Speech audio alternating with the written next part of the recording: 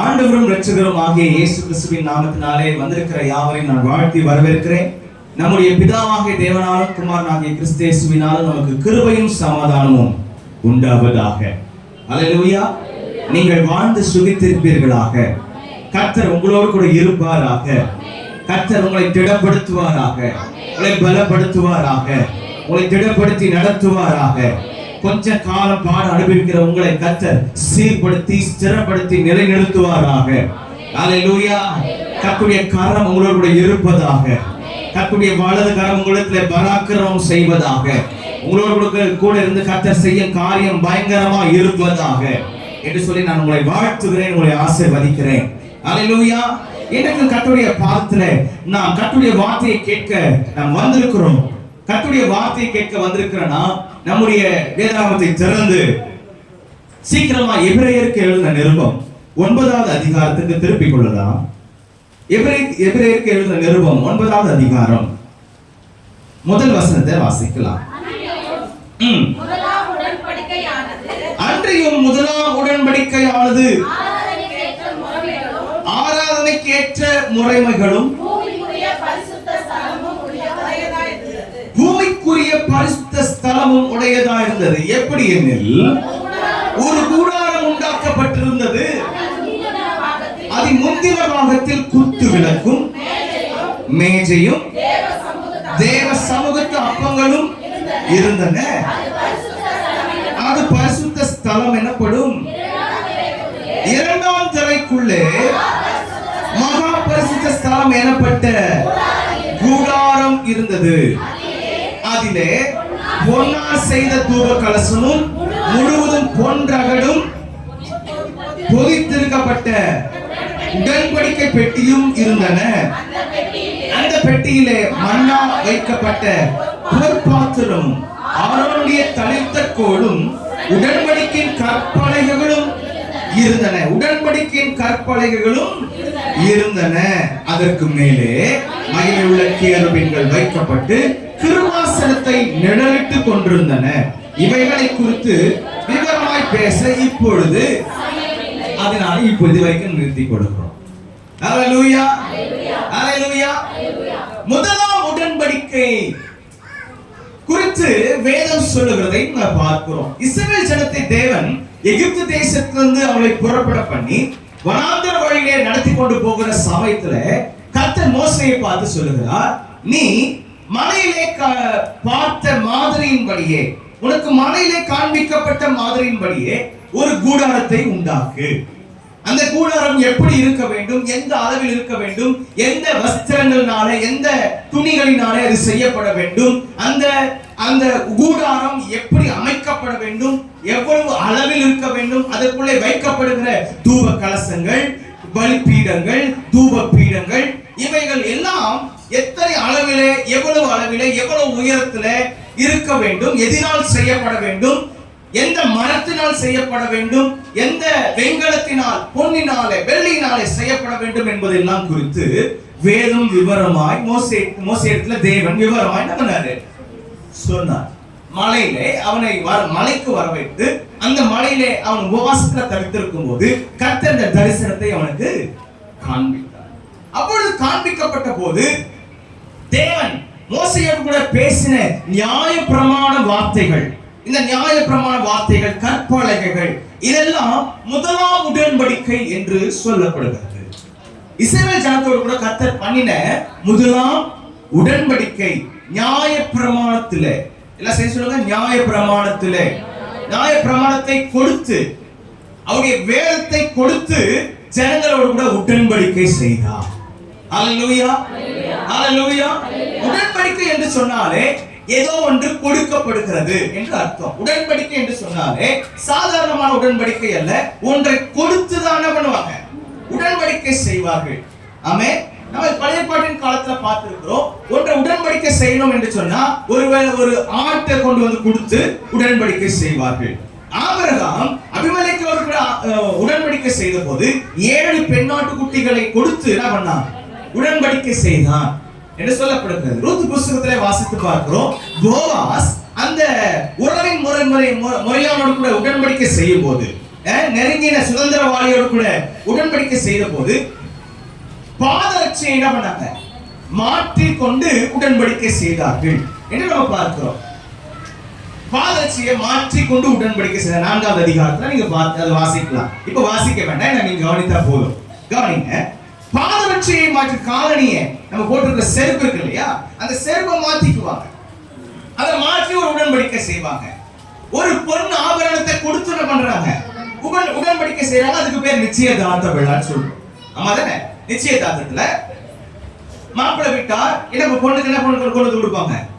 பொண்ணு ஆபரணங்களை, வஸ்திரங்களை, விலையேறப்பட்ட உச்சிதமான காரியங்களை கொண்டு வந்து கொடுத்து, இவள் தான் என்னுடைய வருங்கால மனைவி என்று சொல்லி உடன்படிக்கை செய்கிறதை நாம் பார்க்கிறோம். அல்லேலூயா. இப்படி உடன்படிக்கையில அநேக விதங்கள் இருக்கிறது போல தேவன் இஸ்ரவேல் ஜனத்தோடு கூட பண்ணின ஒரு உடன்படிக்கை, முதலாம் உடன்படிக்கை எதினாலே என்று நம்ம பார்க்கும்போது நியாய பிரமாணத்தை கர்த்தர் கொடுத்து, வார்த்தைகளை கர்த்தர் கொடுத்து, கடைபிடிக்க வேண்டிய கட்டளைகளை கொடுத்து உடன்படிக்கை செய்கிறார். ஹல்லேலூயா, ஹல்லேலூயா. நீங்க எடுத்து வாசித்து பார்த்தா ஆதியாகமத்தின் புத்தகத்துல தேவன் ஆதாமோடு கூட பண்ணின உடன்படிக்கை குறித்து 2வது அதிகாரத்துல நம்ம வாசிக்கிறோம். 15வது வசனத்துல தேவனாகிய கர்த்தர் மனுஷனை ஏதேன் தோட்டத்தில் அழைத்து கொண்டு வந்து அதை பண்படுத்தவும் காக்கவும் வைத்தார். தேவனாகிய கர்த்தர் மனுஷனை நோக்கி என்ன செய்ய சொல்ற? ஃபர்ஸ்ட் தேவனாகிய கர்த்தர் மனுஷனோட கூட பேசின வார்த்தைகள் தான் மனுஷனோட கூட பண்ணின உடன்படிக்கை. அல்லேலூயா. தேவன் யாரோட கூட பேசுறாரு? இப்போ மனுஷனை உண்டாக்கிட்டு அவனை ஜீவ ஆத்மாவா மாத்தினாரு. நாசிர சுவாசத்தை ஊதுற போது அவன் என்ன ஆயிட்டான்? ஜீவ ஆத்மாவாய் மாறினான். அவனை ஏதேன் தோட்டத்துக்கு அழைத்து கொண்டு போனார். அது வரைக்கும் எதுவும் பேசல. அதை கையை பிடிச்சு கூட்டிட்டு போறாரு. இது வரைக்கும் வார்த்தை இன்னும் என்ன பண்ணப்படல, இன்னும் வெளிப்படல, வார்த்தை இன்னும் பேசப்படல. ஏதேன் தோட்டத்துக்குள்ள அழைத்து கொண்டு போய் பண்படுத்தவும் காக்கவும் வைத்த பிறகு அப்பொழுதுதான் தேவன் மனிதனோடு கூட பேச ஆரம்பிக்கிறார். அல்லேலூயா. தேவன் ஆதாமை நோக்கி, நீ தோட்டத்தில் உள்ள சகல விருட்சங்களுடைய கனிகளையும் புசிக்கலாம், விருட்சத்தின் கனியை புசிக்க வேண்டாம், அதை நீ புசிக்கும் நாளில் என்ன ஆவாய்? சாகவே சாவாய் என்று எழுதப்பட்டது.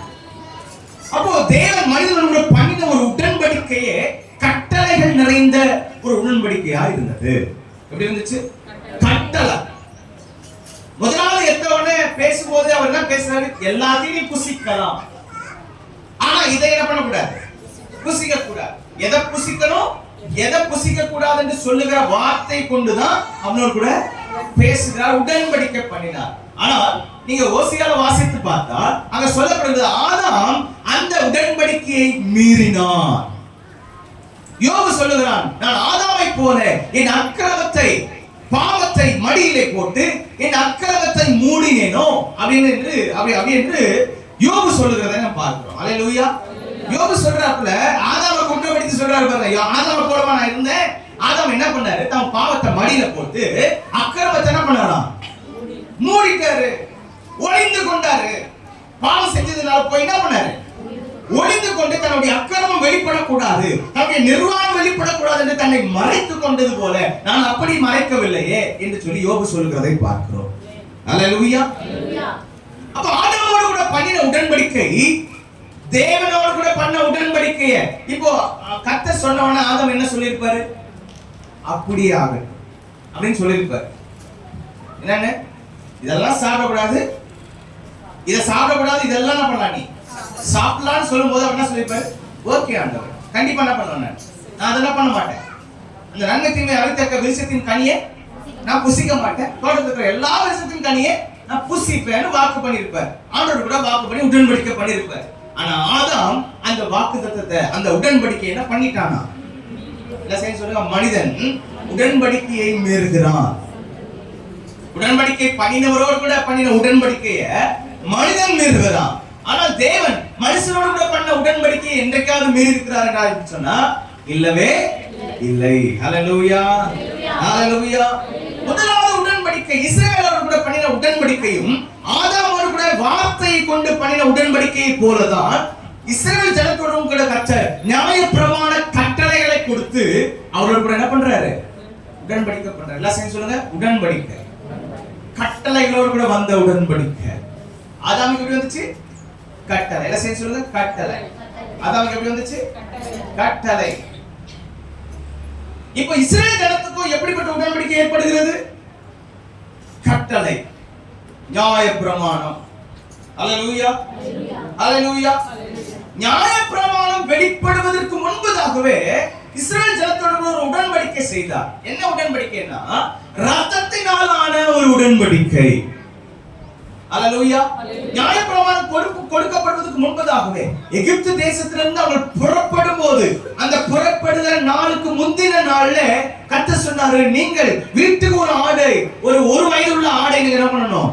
தேர்ந்தெடுத்து அதை அடித்து அந்த மாംசத்தை நெருப்பினாலே சுட்டு அன்றைக்கு என்ன பண்ணணும்? குடும்பமா உட்கார்ந்து சாப்பிடணும். அது எப்படி சாப்பிடணும்னு சொன்னார்னா, அறையிலே கச்சைகளை கட்டினவர்களாய், கையில தடியை பிடித்தவர்களாய், காலில பாதரட்சையை அணிந்து கொண்டவர்களாய், புறப்படுவதற்கேற்ற ஆயத்தத்தை உடையவர்களாய் இந்த பஸ்காவை நீங்கள் ஆசரிக்க வேண்டும், புசிக்க வேண்டும்.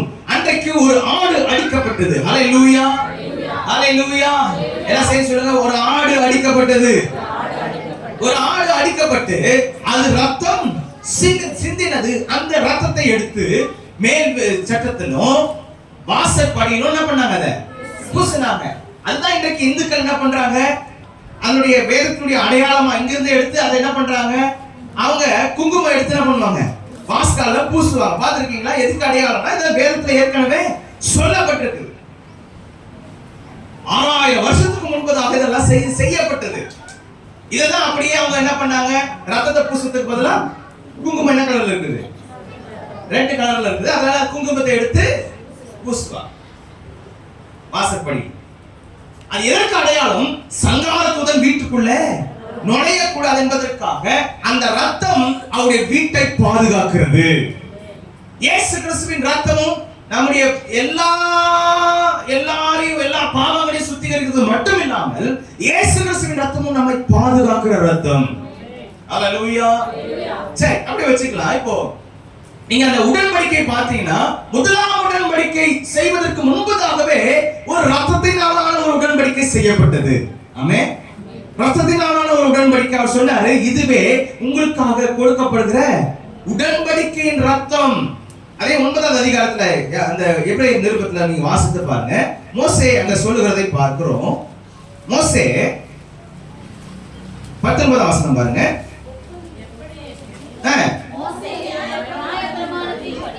சகல ஜனங்களுக்கும் எல்லா கட்டளைகளையும் சொன்ன பின்பு இளங்காளை, வெள்ளாட்டுக்கடா இவைகளின் ரத்தத்தை தண்ணீரோடும் சிவப்பான ஆட்டு மயிரோடும் ஈசோப்போடும் கூட எடுத்து புஸ்தகத்தின் மேலும் ஜனங்கள் எல்லார் மேலும் தெளித்து, தேவன் உங்களுக்கு கட்டளையிட்ட உடன்படிக்கையின் ரத்தம் இதுவே. அன்றைக்கு ஆட்டுக்கடாவின் ரத்தத்தை எடுத்து உடன்படிக்கையின் ரத்தம் இதுவே.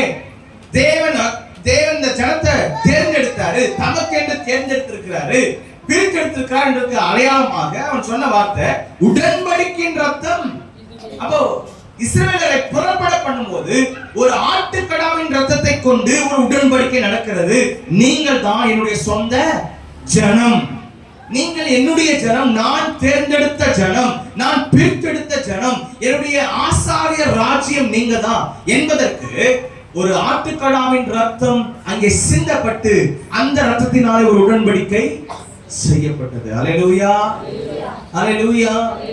இதுவே உங்களுக்காக, அந்த வசனத்தை பாருங்க, 20வது வசனம், தேவன் உங்களுக்கு கட்டளையிட்ட உடன்படிக்கையின் ரத்தம் இதுவே, இதுவே என்று சொன்னார். சரி, அப்படியே வச்சுக்கலாம். இப்ப நான் உடன்படிக்கை குறித்து நான் பேச வரவில்லை.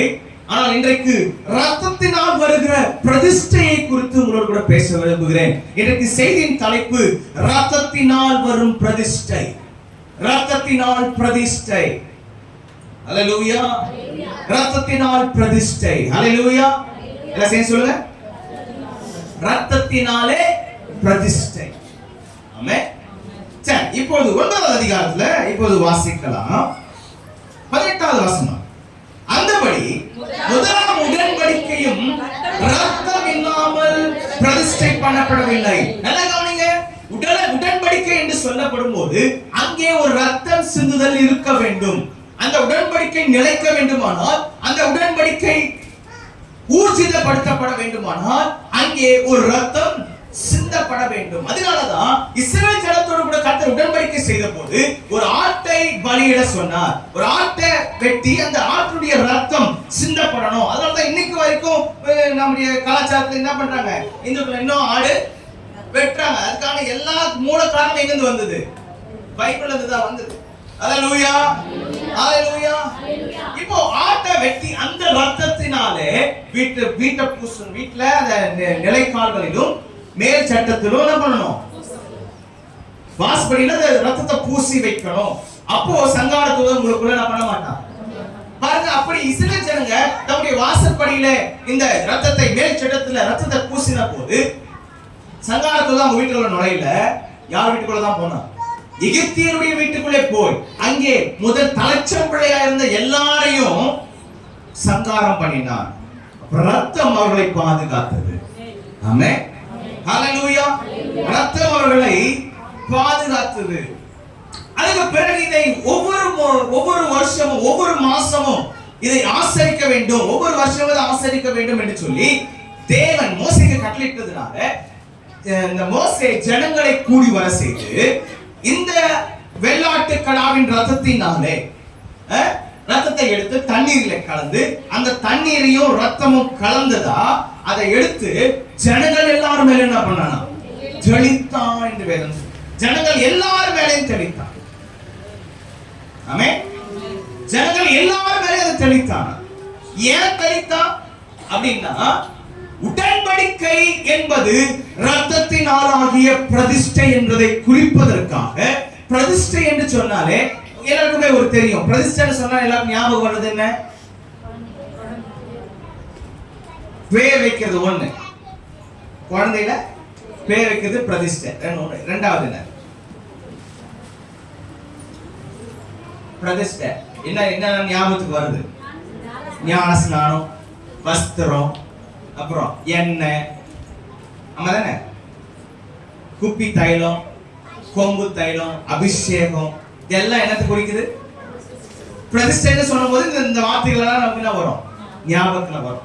ஆனா இன்றைக்கு கர்த்தர் பேசுகிற ஒரு வார்த்தை ரத்தத்தினாலாகிய பிரதிஷ்டை. என்னத்தினாலாகிய பிரதிஷ்டை? இது ரத்தத்தினாலாகிய பிரதிஷ்டை. இப்ப ஏற்கனவே சொன்னபடி முதலாம் உடன்படிக்கையானது ரத்தம் இல்லாமல் பிரதிஷ்டை பண்ணப்படவில்லை. அப்படின்னா உடன்படிக்கையானது எப்பொழுதுமே ரத்தத்தினாலே தான் என்ன பண்ணப்பட வேண்டும்? பிரதிஷ்டை பண்ணப்பட வேண்டும். அந்த உடன்படிக்கைக்குரியவர்களும் ரத்தத்தினாலே பிரதிஷ்டை பண்ணப்பட வேண்டும். அல்லேலூயா, அல்லேலூயா. சரி, எல்லாம் நல்லா கவனிங்க. இப்போ ஒரு நிமிஷம் நல்லா பாருங்க. ஒரு நிமிஷம் நல்லா கவனிங்க. ரத்தம் சிந்துதல் இல்லாமல் பாவ மன்னிப்பு இல்லை என்று சொல்லப்பட்டிருக்கு. ரத்தம் சிந்தினா தான் பாவ மன்னிப்பு கிடைக்கும். அந்த காலத்துல பாவத்துக்கான பரிகாரம் தேட மனுஷன் என்ன பண்ணா, ஒவ்வொருத்தரும் ஒரு ஆளை கொண்டு வந்து கோயில்ல என்ன பண்ணுவாங்க, கொடுத்து அதை பலி செலுத்தி அந்த ரத்தத்தை தெளிக்கணும். உள்ள கொண்டு போய் ஆசாரி அந்த ரத்தத்தை என்ன பண்ணணும்? பலிப்பிடங்களின் மேல தெளிக்கணும். பலிப்பிடத்தின் மேல தெளிக்கணும். அந்த மாம்சத்தை சர்வாங்க தகன பலியா தகனிக்கணும். இதெல்லாம் செய்யப்படும் போது அந்த மனுஷன் கொண்டு வந்து ஆடு கொடுத்தான் இல்லையா, கொடுக்கறதுக்கு முன்னாடி அவன் என்ன பண்ணிருப்பான்னா அந்த ஆட்டு மேல கையை வச்சிருப்பான். ஆட்டு மேல என்ன வைக்கணும்? எல்லாம் செய்ய சொல்லுங்க. கையை வைக்கணும். ஆடு தப்பு செய்யல, அவன் தானே? எல்லாம் செய்ய சொல்லுங்க. ஆடு தப்பு செய்யல. ஆடு தப்பு செய்யல. யாரும் தப்பு செஞ்சது? மனுஷன். நான் தான் தப்பு செஞ்சிருக்கேன்னு வச்சுக்கங்களேன். இப்போ பழைய ஏற்பாட்டின் காலத்துல இப்படி நடந்துச்சு. இந்த என் பாவத்துக்கான மன்னிப்பு, பாவத்துக்கான நிவர்த்தி உண்டாக வேண்டுமானா அந்த ஆட்டை கொண்டு வந்து இந்த ஆட்டு மேல கை வச்சு நான் செஞ்ச எல்லா பாவத்தையும் இந்த ஆடு ஏற்றுக்கிட்டோம் அப்படின்னு சொல்லணும். என்னது? நான் செஞ்ச எல்லா பாவத்தையும் இந்த ஆடு என்ன பண்ணிக்கணும்? ஏற்றுக்கொள்ள வேண்டும் அப்படின்னு சொல்லும் போது இவன் மேல இருக்கிற பாவம் எல்லாம் அந்த ஆட்டுக்குள்ள போயிடும். இப்போ அந்த ஆடு பாவத்தின் சம்பளம் என்ன? மரணம்ன்றதுனால இப்போ இவன் செய்த பாவத்துக்காக அந்த ஆடு என்ன பண்ணப்படணும்? பலி செலுத்தப்படணும். அப்படின்னா அந்த ஆடு இவனுக்காக என்ன பண்ணுவாங்க? மரிக்கணும். அப்படி மரிச்சாதான், அது ரத்தம் சிந்தினாதான், ரத்தம் சிந்தி தன் உயிரை கொடுத்தாதான் இவனுடைய பாவம் ஆக்கப்படும், மன்னிக்கப்படும், நிவர்த்தி ஆக்கப்படும்ன்றது பழைய ஏற்பாட்டின் காலத்தினுடைய கட்டளை. ஆமாவா? நல்லா கவனிங்க. இப்ப இந்த முதலாம் உடன்படிக்கையும் ரத்தத்தினாலதான் என்ன பண்ணப்படுது? பிரதிஷ்டை பண்ணப்படுது. ரத்தத்தினாலதான் பாவ நிவர்த்தி உண்டாகுது. ரத்தம் சிந்துதல் இல்லாமல் பாவ நிவர்த்தியோ பாவ மன்னிப்போ இல்லை என்று சொல்லப்பட்டிருக்கிறது. அல்லேலூயா, அல்லேலூயா. நல்லா கவனிக்கணும். இப்ப இந்த ரத்தம், ஆட்டுக்கடாவின் ரத்தம், வெள்ளாட்டுக்கடாவின் ரத்தம், ஆட்டுக்கடாவின் ரத்தம் என்னத்த பண்ணுது அப்படின்னு பாத்தீங்கன்னா, நீங்க 9வது அதிகாரத்துல மறுபடியும் எடுத்து வாசிக்கலாம். இருங்க 12வது வசனம். வெள்ளாட்டுக்கடா இளங்காளை இவைகளுடைய ரத்தத்தினாலே அல்ல, நம்முடைய சொந்த ரத்தத்தினாலோ. இல்ல 13வது வசனம் வாசிங்க. அது எப்படி எனில், காளை, வெள்ளாட்டுக்கடா இவைகளின் ரத்தமும் தீட்டுப்பட்டவர்கள் மேல் தெளிக்கப்பட்ட கடாரியின் சாம்பலும் சரீர சுத்தி உண்டாக்கும்படி பரிசுத்தமாக்கப்படுமானால். அப்போ சரீர சுத்தி உண்டாக்கும்படி, சுத்தி என்ன? சரீர சுத்தினா சுத்திகரிப்பு, பரிசுத்தம், சரீர பரிசுத்தம். நல்லா கவனிங்க, சரீர பரிசுத்தம். அப்போ பழைய ஏற்பாட்டின் காலத்துல சரீரத்தால செய்த பாவங்களுக்கான விமோசனம் தான் ஆட்டுக்கடா பலியிடப்பட்டது. என்ன செய்ய சொல்லுங்க? பழைய ஏற்பாட்டுல சரீர சுத்திகரிப்புக்காக, இந்த சரீரத்தால செய்த பாவத்துக்கான சுத்திகரிப்புக்காக, பாவ விமோசனமாய், பாவ நிவாரணமாய் இந்த ஆடு தன்னை ஒப்பு கொடுக்கிறது. நான் இந்த மனிதனுக்காக நான் மரிக்கிறேன். ஆடு எங்க தானா வந்து சொல்லிச்சாங்க, நான் இவனுக்காக மரிக்கிறேன்னு சொல்லிச்சா? இல்ல, இவனே என்ன பண்றான், அது வரமாட்டேன்னா கூட அதை வந்து என்ன பண்ணுவான், எடுத்து வந்து நீ எனக்காக மரிச்சே ஆகணும், எனக்காக நீ செத்தே ஆகணும், ஏன்னா நான் நிறைய என்ன செஞ்சிருக்கிறேன், பாவம் செஞ்சிருக்கிறேன், நீ எனக்காக செத்தே ஆகணும் அப்படின்னு தலைமையில கையை வச்ச உடனே என்ன ஆயிடும்? என்ன ஆயிடும்? இவன் ஆடு, இவன் பாவத்தை எல்லாம் அது இவன் செஞ்ச பாவங்களாம் அது மேல போயிடும். அந்த ஆடு ஒரு தப்பும் செய்யல. இப்போ மரிக்கிறது நிமித்தமாய் அந்த ஆடியினுடைய பாவத்துக்கான தண்டனையை அது என்ன பண்ணுது? ஏற்றுக்கொண்டு மரிக்குது. அல்லேலூயா. அப்பதான் இவன் பாவத்திலிருந்து ஒரு விடுதலை உண்டாகி அவன் மறுபடியும் சுத்திகரிக்கப்பட்டவனா என்ன பண்ண முடியும்? வாழ முடியும். இப்ப பழைய ஏற்பாட்டின் காலத்தினுடைய சுத்திகரிப்பு சரீர சுத்திகரிப்பு. இது வரைக்கும் பாருங்க, காளை, வெள்ளாட்டுக்கடா இவைகளுடைய ரத்தமும் தீட்டுப்பட்டவர்கள், பாவம் செய்தவர்கள், அவங்க மேல தெளிக்கப்படும் போது, இப்ப இந்த ஆசாரி என்ன பண்ணுவாருன்னா, இந்த ஆட்டை வெட்டின உடனே இவர் மேல என்ன பண்ணணும், கொஞ்சம் ரத்தத்தை அவர் தெளிச்சு, அவருக்கும் ரத்தம் வேணும். ரத்தம் இல்லாம ஆசிரியப்பு கூட என்ன பண்ண முடியாது, பிரவேசிக்க முடியாது. இவரோட ரத்தம் போட்டுக்கணும். யார் ஆட்டை கொண்டு வந்தாரோ, எந்த ஆடு இவருக்காக மரிச்சிச்சோ அவருக்காக அந்த ஆட்டினுடைய ரத்தத்தை எடுத்து அவர் என்ன பண்றாரு, அவர் மேலையும் தெளிக்கணுமா. அப்ப ரத்தம் இல்லாமல் பாவ மன்னிப்பு இல்லை. இப்ப இந்த ஆடு மரிச்சு அந்த ரத்தத்தை யார் மேல பூசுறாங்க? யார் மேல பூசுறாங்க? யார் அந்த ஆட்டை கொண்டு வந்தாரோ, யாருடைய பாவத்தை அந்த ஆடு ஏற்றுக்கொண்டிருக்கிறதோ அவனுக்காக அந்த ஆடு மரிக்கிறது. மரித்த அந்த ஆட்டினுடைய ரத்தம் அவன் மேலே பூசப்படுகிறதுனால அது எதை குறிக்குதுன்னா, இன்றைய முதல் உன்னுடைய பாவங்கள் உனக்கு நிவர்த்தி ஆகி ரத்தத்தினாலே ஒரு சுத்திகரிப்பு உனக்கு ஏற்படுது அப்படின்னு சொல்லுது. அல்லேலூயா. இப்ப சரீர சுத்திகரிப்பு தான் உண்டாச்சே தவிர மனசாட்சியில இன்னும் மனசாட்சியில சுத்திகரிப்பு இல்லை. அதனாலதான் வேதம் சொல்றபடி நியாயப்பிரமாணம் கொஞ்சம் குறையதான் சுத்திகரிச்சிச்சு. நீங்க அதோட 1ஆம் அதிகாரத்தை வாசிங்க, 22வது வசனம். நியாயப்பிரமாணத்தின்படி கொஞ்சம் குறைய, அப்ப ஆட்டுக்கடாவின் ரத்தங்கள் ஆட்டுக்கடா காளையின் ரத்தங்கள், ஆட்டுக்கடாவின் ரத்தங்கள் எல்லாம் என்ன பண்ணுச்சு? கொஞ்சம் குறையதான். என்ன கொஞ்சம் குறைய, முழுசுமா என்ன பண்ண முடியல, மனுஷனை சுத்திகரிக்க முடியல. ஆட்டுக்கடாவின் ரத்தம் முழுசுமா சுத்திகரிக்க முடியல. ஏன்னா அது சரீரத்தை சுத்திகரிச்சே தவிர, ஆனா உள்ளான மனுஷனையும் ஆவியையும் என்ன பண்ணப்படல, சுத்திகரிக்கல. அதனாலதான் நம்ம தெசலோனிக்கேயர் 2வது அதிகாரத்துல வாசிக்கணும். தெசலோனிக்கேயர் 2வது அதிகாரம் 22வது வசனம் நினைக்கிறேன். அங்க சொல்லப்பட்டிருக்கிறது, நாம தேவன் வரும்போது, நம்முடைய தேவன் வரும்போது நம்முடைய ஆவி, ஆத்மா, சரீரத்துல கரை திரை அற்றவர்களாய் நாம் நிற்க சமாதானத்தின் தேவன் தாமே உங்களை முற்றிலும் பரிசுத்தமாக்குவாராக. உங்கள் ஆவி, ஆத்மா, சரீரம் முழுவதும் நம்முடைய கர்த்தராகிய இயேசு கிறிஸ்து வரும்போது குற்றமற்றதாக இருக்கும்படி, அல்லேலூயா, அல்லேலூயா, குற்றமற்றதாக இருக்கும்படி காக்கப்படுவதாக. அல்லேலூயா. அப்ப சுத்திகரிப்பு எதெல்லாம் ஏற்படணும்? பழைய பாட்டின் பலிகள் எதை சுத்திகரிச்சிச்சு? சரீரத்தை மட்டும்தான் சுத்திகரிச்சிச்சு.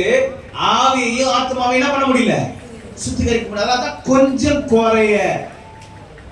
அப்ப பழைய பாட்டின் சுத்திகரிப்புல என்ன இருந்துச்சு?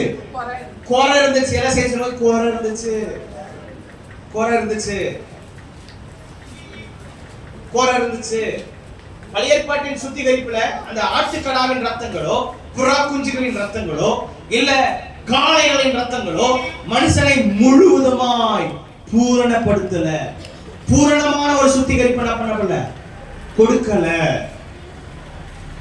அதனாலதான் இயேசு கிறிஸ்து தன்னைத்தானே சுத்திகரிக்கிற ஒரு ஆடை போல, ஒரு ரத்தம், ஒரு ஆட்டுக்கடாவின் ரத்தம் சரீரத்தை மாத்திரம் சுத்திகரிக்குது. ஆனா மனுஷன் இன்னும் ஆவியிலையும் ஆத்மாவிலையும் எப்படிதான் இருக்கிறான்? கரையோட தான் இருக்கிறான். ஆனா இவன் கரை திரையற்றவனாய் ஆவியிலும் ஆத்மாவிலும் சரீரத்திலும், இதை மூன்றிலும் இவன் சுத்திகரிக்கப்பட்டவனாய் இருக்க வேண்டுமானால் அதற்காக தேவன் தாமே தம்மை ஆட்டுக்கடாவை போல ஒப்பு கொடுக்க வேண்டும். அல்லேலூயா, அல்லேலூயா. நல்ல கவனிங்க, நல்ல கவனிங்க. மனுஷன் செய்த பாவத்திற்கான விமோசனத்தை ஒரு ஆடு கொடுக்க முடியாது. அதனாலதான் அவர் பார்த்து சொன்னாரு, நான் போகிறேன், நான் போய் இவர்களுக்காக மரிக்கிறேன் என்று இயேசு சொன்னார். பாருங்க, நீங்க 9வது அதிகாரத்தை நீங்க அதை அப்படியே எடுத்து வாசிச்சுக்கலாம். Thank you Lord. 10வது அதிகாரத்துல நீங்க பாத்தீங்கன்னா 8ஆம் வசனத்தை வாசிக்கலாம். இல்ல 5ஆம் வசனத்தை வாசிங்க. ஆகையால் அவர் உலகத்தில் பிரவேசிக்கும் போது பலியையும் காணிக்கையையும் நீர் விரும்பவில்லை, ஒரு சரீரத்தை எனக்கு ஆயத்தம் பண்ணி சர்வாங்க தகன பலிகளும் பாவ நிவாரண பலிகளும் உமக்கு பிரியமானது அல்ல என்றேன். அப்பொழுது நான், தேவனே, உம்முடைய சித்தத்தின்படி செய்ய இதோ வருகிறேன், புஸ்தக சுருளில் என்னை குறித்து எழுதிக்கிறது என்று. அது யார் சொல்றது இந்த வார்த்தைய? சங்கீத புஸ்தகத்துல இந்த வசனங்கள் எழுதப்பட்டிருக்குது. சங்கீத புஸ்தகத்துல இந்த வசனங்கள் எழுதப்பட்டிருக்குது. அதுல நீங்க வாசித்து பாத்தீங்கன்னா அங்க சொல்லப்படும் போது பலிகளை குறித்தும் சர்வாங்க தகன பலிகளை குறித்தும் பேசப்படும் போதே அங்க ஒரு வார்த்தை சொல்லப்படுது, தேவனே உம்முடைய சித்தத்தின்படி செய்ய இதோ வருகிறேன். இந்த வார்த்தை சொன்னது யாரு? இயேசு சொல்றாரு. காணிக்கைகளை குறித்தும் பலிகளை குறித்தும் பேசப்பட்ட இடத்துலதான் அது பேசப்பட்டு கொண்டிருக்கும் போதே, ஏன்னா காணிக்கைகள் மேலும் சர்வாங்க தகன பலிகள் மேலும் பலிகள் மேலும் ஆண்டவருக்கு என்ன இல்ல, பிரியம் அவருக்கு அதுல இல்ல. ஏன்னா அது முழுசுமா மனுஷனை நாக்கல, முழுசுமா சுத்திகரிக்கல. பலியை நீர் விரும்புகிறதில்லை, பலியை நீர் விரும்புகிறதில்லை, விரும்பினால் செலுத்துவேன். பலியும் உமக்கு பிரியமானதல்ல. சங்கீதம் 51:14 வாசிக்கலாம். இல்ல 40:6 இது வாசிங்க. 51:14 கூட வாசிங்க. தேவனே, என்னை ரட்சிக்கும் தேவனே, இரத்த பழிகளுக்கு என்னை நீங்களாக்கி விடும். அப்பொழுது என் நாவும்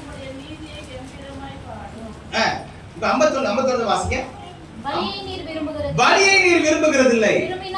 விரும்பினால் செலுத்துவேன். தகன பலியும் உமக்கு பிரியமானது. தகன பலியும் உமக்கு பிரியமானது. தேவனுக்கு ஏற்கும் பலிகள். தேவனுக்கு ஏற்கும் பலிகள் என்ன? நறுகுண்ட ஆவிதான். சரி, இதை அப்படியே வச்சுக்கலாம். நீங்க 9ஆம் அதிகாரத்துக்கு வந்துருங்க. இந்த உடன்படிக்கை குறித்து பேசுற இடத்துல பாருங்க, சர்வாங்க தகன பலியை குறித்து பேசப்படுகிறது. முதலாம் உடன்படிக்கை குறித்து பேசப்படும் போது என்ன பேசப்படுதாங்க? ரத்தத்தை குறித்து பேசப்படுது, பலி செலுத்துவதை குறித்து பேசப்படுகிறது. அப்ப உடன்படிக்கைன்னு சொன்னாவே அது ஒரு பலி இருக்குதுன்னு அர்த்தம். உடன்படிக்கைன்னு சொன்னாவே அது ஒரு பலி ஏற்படுத்தப்பட்டிருக்கிறது, பலி செலுத்தப்பட்டிருக்கிறதுன்னு அர்த்தம். இப்போ காணிக்கைகளையும் கர்த்தர் விரும்புறது இல்ல, பலிகளையும் அவர் என்ன பண்றது இல்ல, விரும்புறது இல்ல அப்படின்னு சொல்லப்படும் போது அங்க ஒரு வார்த்தை கேக்குது, தேவனே உம்முடைய சித்தத்தின்படி செய்ய வருகிறேன் அப்படின்னா பலி அவருக்கு பிரியமா இல்லாமல், காணிக்கைகள் அவருக்கு பிரியமா இல்லாமல் போனதுக்கான காரணம் என்னன்னா, மனுஷன் பலியை செலுத்தின பிறகும் தப்பு செஞ்சுட்டே தான் இருக்கிறான். காணிக்கைகளை செலுத்தின பிறகும் அவன் பாவம் செய்து கொண்டே தான் இருக்கிறான். அதனால ஒவ்வொரு முறையும் பாவம் செய்து செய்து செய்து செய்து செய்து ஒவ்வொரு பாவத்துக்கும் என்ன கொண்டு வந்து செலுத்துறான். அப்ப ஒரு மனுஷன் வாழ்நாள ஒரே பாவமா செய்வான்? நிறைய பாவம். அப்ப அதுக்கு பலி செலுத்தணும்னா எவ்வளவு ஆடு கொடுக்கணும்? நிறைய ஆடு கொடுக்கணுமே. இப்ப ஒவ்வொரு மனுஷனும் 100 ஆடு கொண்டு வந்து செலுத்துறான்னு, 100 பாவத்துக்கு 100 ஆடு செலுத்துறானா 100 பேர் எத்தனை ஆடு செலுத்துவாங்க? 100 × 100 எவ்வளவு? 10,000.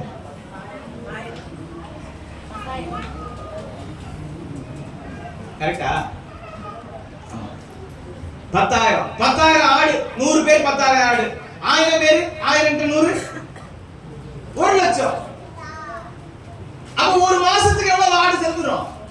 1,00,000 ஆடு. 2 மாசத்துக்கு 2,00,000. 12 மாசத்துக்கு 12,00,000. ஆடுக்கு எங்க போறது? அதான் இயேசு பார்த்தாரு, தேவனே உம்முடைய சித்தத்தின்படி செய்ய நான் வருகிறேன். பலிகளை பத்தி பேசிக் கொண்டிருக்கும் போதே ஆண்டு சொல்ற வார்த்தை பாருங்க, இயேசு சொல்ற வார்த்தை, நான் வரேன்ப்பா, உம்முடைய சித்தத்தின்படி செய்ய நான் வருகிறேன். பலிகள் மனிதனை பூரணமாக்கவில்லை, பலிகள் மனிதனை சுத்திகரிக்க முடியவில்லை. அவனை சரீர சுத்தியை உண்டாக்குதே அல்லாமல் அது ஆவிலையும் ஆத்மாவிலும் அவனை கரைவுள்ளவனாகவே வைத்திருக்கிறது. அதனாலதான் உம்முடைய சித்தத்தின்படி செய்ய நான் வருகிறேன். இப்போ வாசிக்க அந்த வாசனை 10ஆம் அதிகாரம்.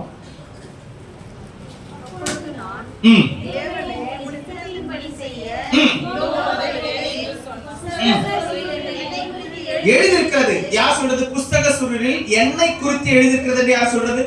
இயேசு சொல்றார். இயேசுடைய வார்த்தை. நியாயப்பிரமாணத்தின்படி செலுத்தப்பட்டு வருகிற பலிகளை குறித்து மேற் சொல்லியபடி பலியையும் காணிக்கையையும் சர்வாங்க தகன பலியையும் பாவ நிவாரண பலியையும் நீர் விரும்பவில்லை, அவைகள் உமக்கு பிரியமானது அல்ல என்று சொன்ன பின்பு, தேவனே உம்முடைய சித்தத்தின்படி செய்ய இதோ வருகிறேன் என்று சொன்னார். எப்பதான் சொன்னார்? அத எப்போ ஆண்டவருக்கு பலி மேல விருப்பம் இல்லாம போச்சோ அப்பதான் இவர் சொல்றாரு, நான் வரேன், நான் வருகிறேன், உம்முடைய சித்தத்தின்படி செய்ய நான் வருகிறேன் என்று சொல்லி இயேசு சொல்லுகிறதை நாம் பார்க்கிறோம். அல்லேலூயா. வாசிக்க அப்படியே. இரண்டாவதை நிலைநிறுத்துவதற்கு முதலாவதை நீக்கி, அப்படின்னா முதலாம் உடன்படிக்கை அந்த ரத்தத்தினாலாகிய உடன்படிக்கை தான். முதலாம் உடன்படிக்கை ஆட்டுக்கடாக்களின் வெள்ளாட்டு கடாக்களின் ரத்தத்தினாலே வந்த உடன்படிக்கையை நிர்மலமாக்க இரண்டாவதை நிலைநிறுத்த இயேசு வருகிறார். அப்படின்னா இதுவரைக்கும் செலுத்தப்பட்டு வருகிற பலிகள் எல்லாமே இவராலே நிறுத்தப்பட வேண்டும். இவராலே, இவர் மூலமா இவரோடு கூடவே நிறுத்தப்பட வேண்டும். அப்படி என்று சொன்னால் மனுஷன் செய்த பாவத்துக்காக ஒரு மனிதன் தான் வந்து மரிக்க வேண்டும். ஆட்டுக்கு தெரியாதுல என்ன பாவம் செஞ்ச, ஆட்டுக்கு தெரியாது. அதனாலதான் இயேசு கிறிஸ்து ஒரு ஆடாகவோ மாடாகவோ அவர் வராம எந்த சாயல்ல வந்தாரு? மனுஷ சாயல்ல வந்தார். அதுக்கான காரணம் இதுதான். ஏன்னா மனுஷன் செய்த பாவத்துக்காக ஒரு மனிதனாய் அவர் அவதரித்து அவன் செய்த பாவங்களை மனிதனாய் நின்று அவர் நிறைவேற்றி முடிக்க வேண்டும். அவர் செய்த எல்லா பாவங்களையும் அவர் ஏற்றுக்கொண்டு இவன் மேலே வருகிற தண்டனையை இவர் ஏற்றுக்கொள்ள வேண்டும். இவனுக்காக இவர், நான் ஏற்கனவே சொன்னல, எப்படி அந்த பழைய ஏற்பாட்டுல அந்த பாவியான மனுஷனுக்காக, பாவம் செய்த மனுஷனுக்காக ஆடு மரிச்சுச்சோ, அது போல பாவம் செய்த மனிதர்களுக்காக இயேசுவானவர் மரிக்க வேண்டும். ஒரு மனுஷன் செய்த பாவத்துக்காக யார் தான் மரிக்கணும்? மனுஷன் தான் மரிக்கணும் அப்படின்றத எடுத்து வந்து, இனி ஆடுகள் பண்ணப்பட தேவையில்லை, அது மரிக்க தேவையில்லை, அது ரத்தம் சிந்த தேவையில்லை. நான் என்னுடைய ரத்தத்தை சிந்துகிறேன், என்னுடைய ரத்தத்தை நான் சிந்துகிறேன். இந்த ரத்தத்தினாலதான் உங்களுக்கு சுத்திகரிப்பு உண்டாகும். ஆட்டுடைய ரத்தம் சரீர சுத்திகரிப்பை ஏற்படுத்தினது, ஆனால் இயேசு கிறிஸ்துவின் ரத்தமோ ஆவி, ஆத்துமா, சரீரம் முழுவதையும் சுத்திகரிக்க வல்லமையுடையதா இருக்கிறது. ஹalleluya. அதை கைப்பிடிச்சு சொல்லுங்க, இயேசு கிறிஸ்துவின் ரத்தம் உங்களுடைய பாவங்கள் எல்லாவற்றையும் சுத்திகரிக்க வல்லமையுடையது. எங்கெங்க செய்த பாவம்? ஆவியில செய்த பாவம், மாம்சத்துல செய்த பாவம், ஆத்துமாவில செய்த. ஹalleluya, ஹalleluya. நல்லா கவனிங்க, ஆவி, ஆத்துமா, சரீரம் முழுதுலயுமே பாவம் வருமானா வரும். எப்படி வரும் பாஸ்டர்? அது மூன்று வகையா பிரிக்கப்பட்டிருக்குது. பாவம், அக்கிரமம், மீறுதல். பாவம், அக்கிரமம், மீறுதல். இந்த மூன்றை குறித்து கர்த்தர் சொல்லிருக்காரு. இந்த மூன்று தான் மூன்று நிலைகளில் செயல்படுது.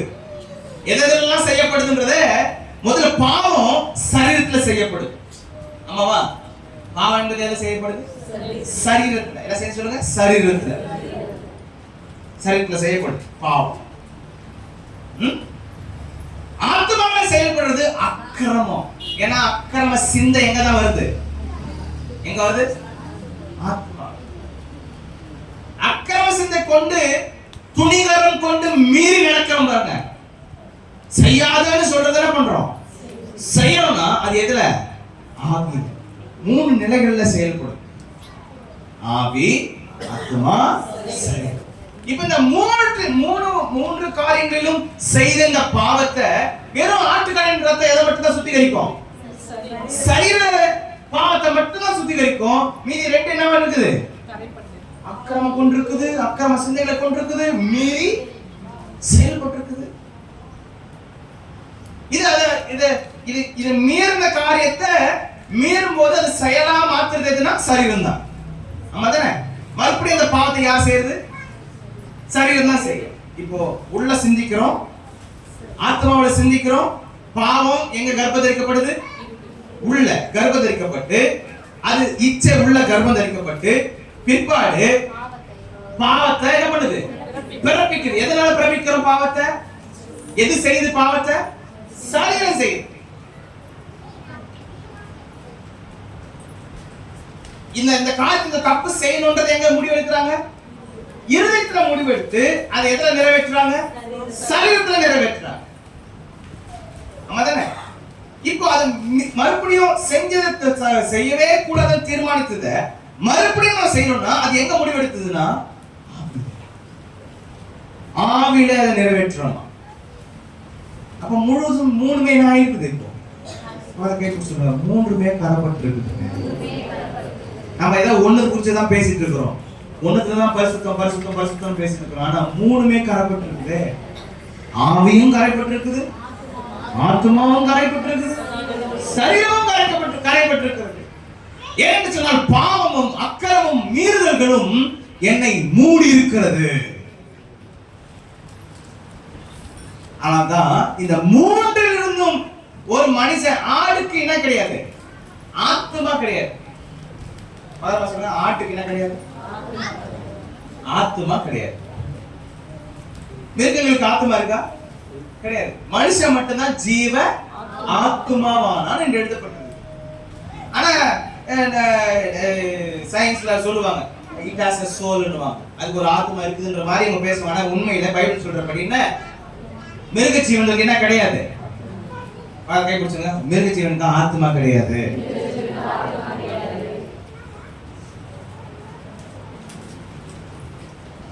மனுஷனுக்கு மட்டும்தான் இப்போ ஆத்மா இல்லாத ஒன்று ஆத்மா உடையவனுக்காக மரித்தாலும் அதுக்கு சரீரம் மட்டுமே இருக்கிறதுனால சரீர சுத்திகரிப்பு தான் என்ன பண்ண முடியும், உண்டாக்க முடியும். ஆனா ஆவி, ஆத்மா, சரீரம் முழுவதிலும் பரிசுத்தமானவர் ஒருவர் தான் வந்து இந்த பாவம் செய்த மனிதனுக்காக அவருடைய ஆவி, ஆத்மா, சரீரம் முழுவதும் சுத்திகரிக்கப்படும்படி தன்னை அவர் பலியாய் ஒப்பு கொடுக்க வேண்டும். அப்பதான் எனக்கு எதுல சுத்திகரிப்பு உண்டாகும், அப்பதான் அவர் சிந்துகிற அந்த ரத்தம், இயேசு கிறிஸ்து சிந்துகிற அந்த ரத்தம் என்னுடைய ஆவியையும் ஆத்மாவையும் சரீரத்தையும் சுத்திகரிக்கிறது. ஆவியில செய்த பாவங்கள், ஆத்மாவில செய்த அக்கிரமங்கள், ஆவியில செய்த மீறுதல்கள், சரீரத்தில் செய்த பாவங்கள், இது மூன்றிலும் இருந்து பாவ மன்னிப்பு எனக்கு உண்டாகிறது. கைப்பற்ற சொல்லுங்க. ஏசியா சாகனம் தெரியுமா? ஏசியா ரத்தம் சிந்தனம் தெரியுமா? மனுஷனுக்கு தான் மூணு நிலை, மனுஷன் மட்டும்தான் மூணு நிலையில இருக்கிறான், ஆவி, ஆத்மா, சரீரத்துல இருக்கிறான். ஆனா ஆட்டுக்கு ஒரே நிலை தான், அது சரீரத்துல மட்டும்தான் இருக்கு. அதுக்கு ஒரு ஆவி இருக்கு, ஜீவன் இருக்குது, ஆனா ஆவி இல்ல. மனுஷனு போல அந்த ஆவி, மனுஷனுடைய ஆவி கத்த தந்த தீபம். அப்போ ஆட்டுக்கு கத்த தீபமா கொடுத்திருக்காரு, இல்ல அது ஒரு ஜீவனை கொடுத்திருக்காரு, அவ்வளவுதான். மனுஷனுக்கு தான் கொடுத்திருக்காரு, ஆத்மா, ஆவியையும் ஆத்மாவையும் கொடுத்திருக்கிறார். அல்லேலூயா. இந்த மூன்று எதை குறித்து பேசுது, எதுக்கு அடையாளமா இருக்குது? கர்த்தர் நம்முடைய ஆண்டவர் மூன்று நிலைகள்ல இருக்கிறார் என்பதை உறுதிப்படுத்துகிறபடி பிதா, குமாரன், பரிசுத்த ஆவியாய் அவர் இருக்கிறபடினாலே, மூன்று நிலையா இருக்கிறபடினாலே மனிதனை கர்த்தர் உண்டாக்கும் போதே இவங்க மூணு பேர் உண்டாக்கும் போது எப்படி உண்டாக்குனாங்க? எப்படி உண்டாக்குனாங்க மனுஷனை? ஆவி, ஆத்மா, சரீரம் உடையவனா உண்டாக்குனாங்க. மூணு பேர் சேர்ந்து உண்டாக்குனதால ஒரு மனுஷன் மூணு பேரா இருக்கிறான். அல்லேலூயா.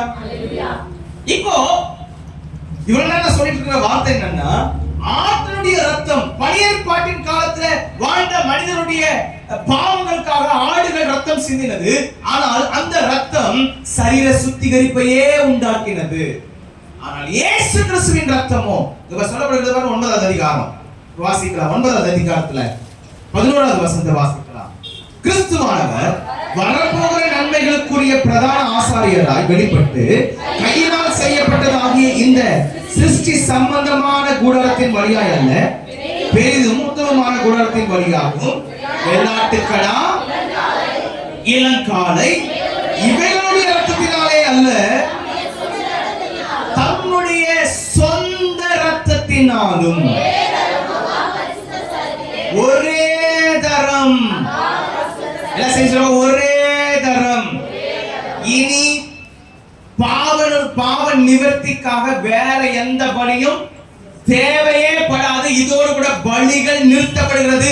நான் கொடுக்கிற என்னையே பலியாக ஒப்பு கொடுக்கிறதுனால இன்னைக்கு இதுக்கப்புறம் செய்யப்படுகிற எந்த பலிகளும் இதுக்கப்புறம் எந்த பலிகளும் நடத்தப்படுறது இல்லை, செய்யப்பட கூடாது. என்னோடு கூட பலிகள் நிறுத்தப்படுகிறது.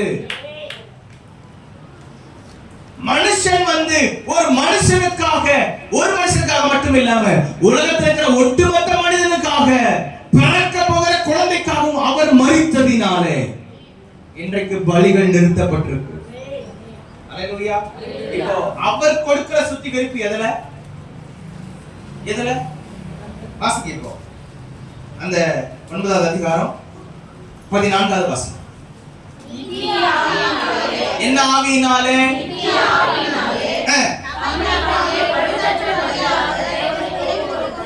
தம்மை தாமே பழுதற்ற பலியாக. எப்படி இருக்கணும் அந்த பலி? எனக்காக செலுத்தப்படுகிற பலி. இப்ப நான் பழுதுள்ளவனா இருந்தாலும் நான் செலுத்துகிற பலி எப்படி இருக்கணும்? பழுதற்றது. அப்படின்னா அதுல ஒரு குறைவும். பழையப்பட்டின் காலத்துல செலுத்தப்பட்ட பலிகள் கூட எப்படி இருந்துச்சுன்னா, அவங்க தேர்ந்தெடுக்கும் போதே எப்படிப்பட்ட பலியை தேர்ந்தெடுப்பாங்க? நான் குறைவுள்ளவனா இருந்தாலும் இந்த ஆட்டுக்கு இருக்கக்கூடாது, எந்த குறையும் இருக்கக்கூடாது. இது குறையில்லாத ஒரு ஆடுதான் எனக்காக மரிக்கணும் அப்படின்னு தேர்ந்தெடுத்தது போல இயேசு கிறிஸ்துவானவர் பழுதற்ற பலியாய் இந்த உலகத்துல வந்தார். அவரிடத்துல எந்த குறையும். அவர்தான் கேட்டார், என்ன மனுஷங்களை பார்த்து கேட்டார், என்னிடத்துல பாவம் உண்டு என்று யாராகிலும் சொல்ல முடியுமான்னு கேட்டார். ஒருத்தருக்கும் வாய் திறக்க முடியல. ஏன்? அவரிடத்துல பாவம் இல்லை. பாவத்தை பார்க்க மாட்டாத சுத்த கண்டனவர். ஆமென். இப்ப பாவியான மனிதனுக்காக பாவமே செய்யாத ஒரு மனிதர் தான் மரிக்க வேண்டும் என்று சொல்லி, ஏன்னா நான் முழுசும் ஆவிலையும் ஆத்மாவிலையும் சரீரத்திலையும் நான் சுத்திகரிப்பு அடைய வேண்டும். நியாயப்பிரமாணத்தினால் வராத அந்த சுத்திகரிப்பு இயேசு கிறிஸ்துவின் இரத்தத்தினாலே நமக்கு கிடைக்கும்படிக்கு அவரை தாமே கிருபாதார பலியாய் ஒப்பு கொடுத்தார். ஹalleluya, ஹalleluya.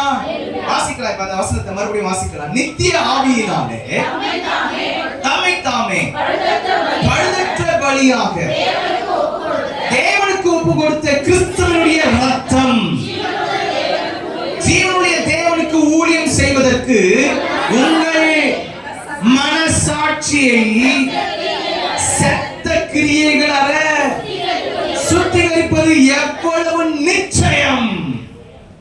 ஹalleluya, நிச்சயம் சொல்லிட்டாரு. ரெண்டு காரியம் சொல்லப்பட்டிருக்குது பாருங்க. அவருடைய சரீரத்தை மட்டும் இல்லாம ஆவியை பத்தி அங்க பேசியிருக்காங்க. நித்திய ஆவியினாலே. இரண்டாவது, அந்த ரத்தம் கிறிஸ்துவுக்கு ஊழியம் செய்யும்படிக்கு உங்களுடைய மனசாட்சினா எது? ஆத்துமா உள்ள இருக்கிற எங்க நம்ம யோசிக்கிற இடமே அதுதான். ஒருத்தரை திட்டணும்னாலும் வாழ்த்தணும்னாலும் எங்க தான் யோசிக்கிறோம்? அங்கதான். இங்க யோசிச்சு எந்த இதெல்லாம் பண்றோம்? வாயில பேசுறோம். கொஞ்ச நேரத்துக்கு முன்னாடி அவனை திட்டி இருப்போம். அவனை ஐயோ அவனை போல ஒருத்தன் கேடு கட்டவன் ஒருத்தனும் இல்ல, அவன் வந்துட்ட உடனே இப்பதான் உங்களை பத்தி பெருமையா அதே வாய்த்தான். கொஞ்ச நேரம் முன்னாடி என்ன பண்ணிருச்சு? திட்டுச்சு. அதே வாய்த்தான் திரும்ப வாழ்த்துது பாருங்க உங்களை. ஐயோ உங்களை போல வேற யாருமே உங்களை பத்தி தான் பெருமையா சொல்லுங்க. தேவன் எதை பார்க்கிறவரு? கை பிடிச்சுங்க. மனுஷன் முகத்தை பார்க்கிறான், கர்த்தர் இருதயத்தை பார்க்கிறார். நம்ம என்ன பேசுறோம்? இருதயத்துல திட்டிங்க பாருங்க. இருதயத்துல அது கூட தெரியும். கேட்டுச்சு அவர். இங்க திட்டினா கூட அவர் கேட்டுருமா. ஆனா வெளியில நல்லா இருக்கீங்களா சிஸ்டர்? நல்லா இருக்கீங்களா பிரதர்? எப்படி இருக்கீங்க? உள்ள நீ யாருன்னு எனக்கு நல்லா தெரியும் சொன்னீங்க பாருங்க. அப்போ ஆண்டவர் முகத்தை பார்த்து நியாயம் தீர்க்கிறவர் இல்ல, இதை பார்த்து தான் நியாயம் தீர்க்கிறார். அதனாலதான் இங்க பண்ண மாதிரி பாவம் இதை யாருப்பா சுத்திகரிக்கிறது? இங்க செய்தெல்லாம் பாவம். அவங்க திட்டினல்ல இருதயத்துல அடிச்சிருப்போம் பாருங்க. அப்படி அடிக்கணும்னு தான் பண்ணிருப்போம்.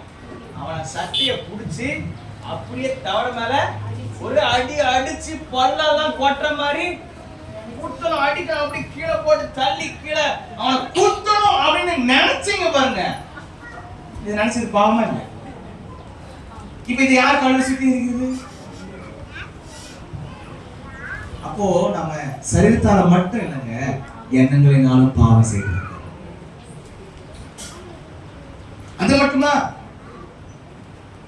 இப்போ வேற என்னது? ஒரு ஸ்திரியை இச்சையோடு கூட பார்த்தாவே அவளோட கூட விபச்சாரம் செஞ்சிட்ட மாதிரி ஆண்டவர்.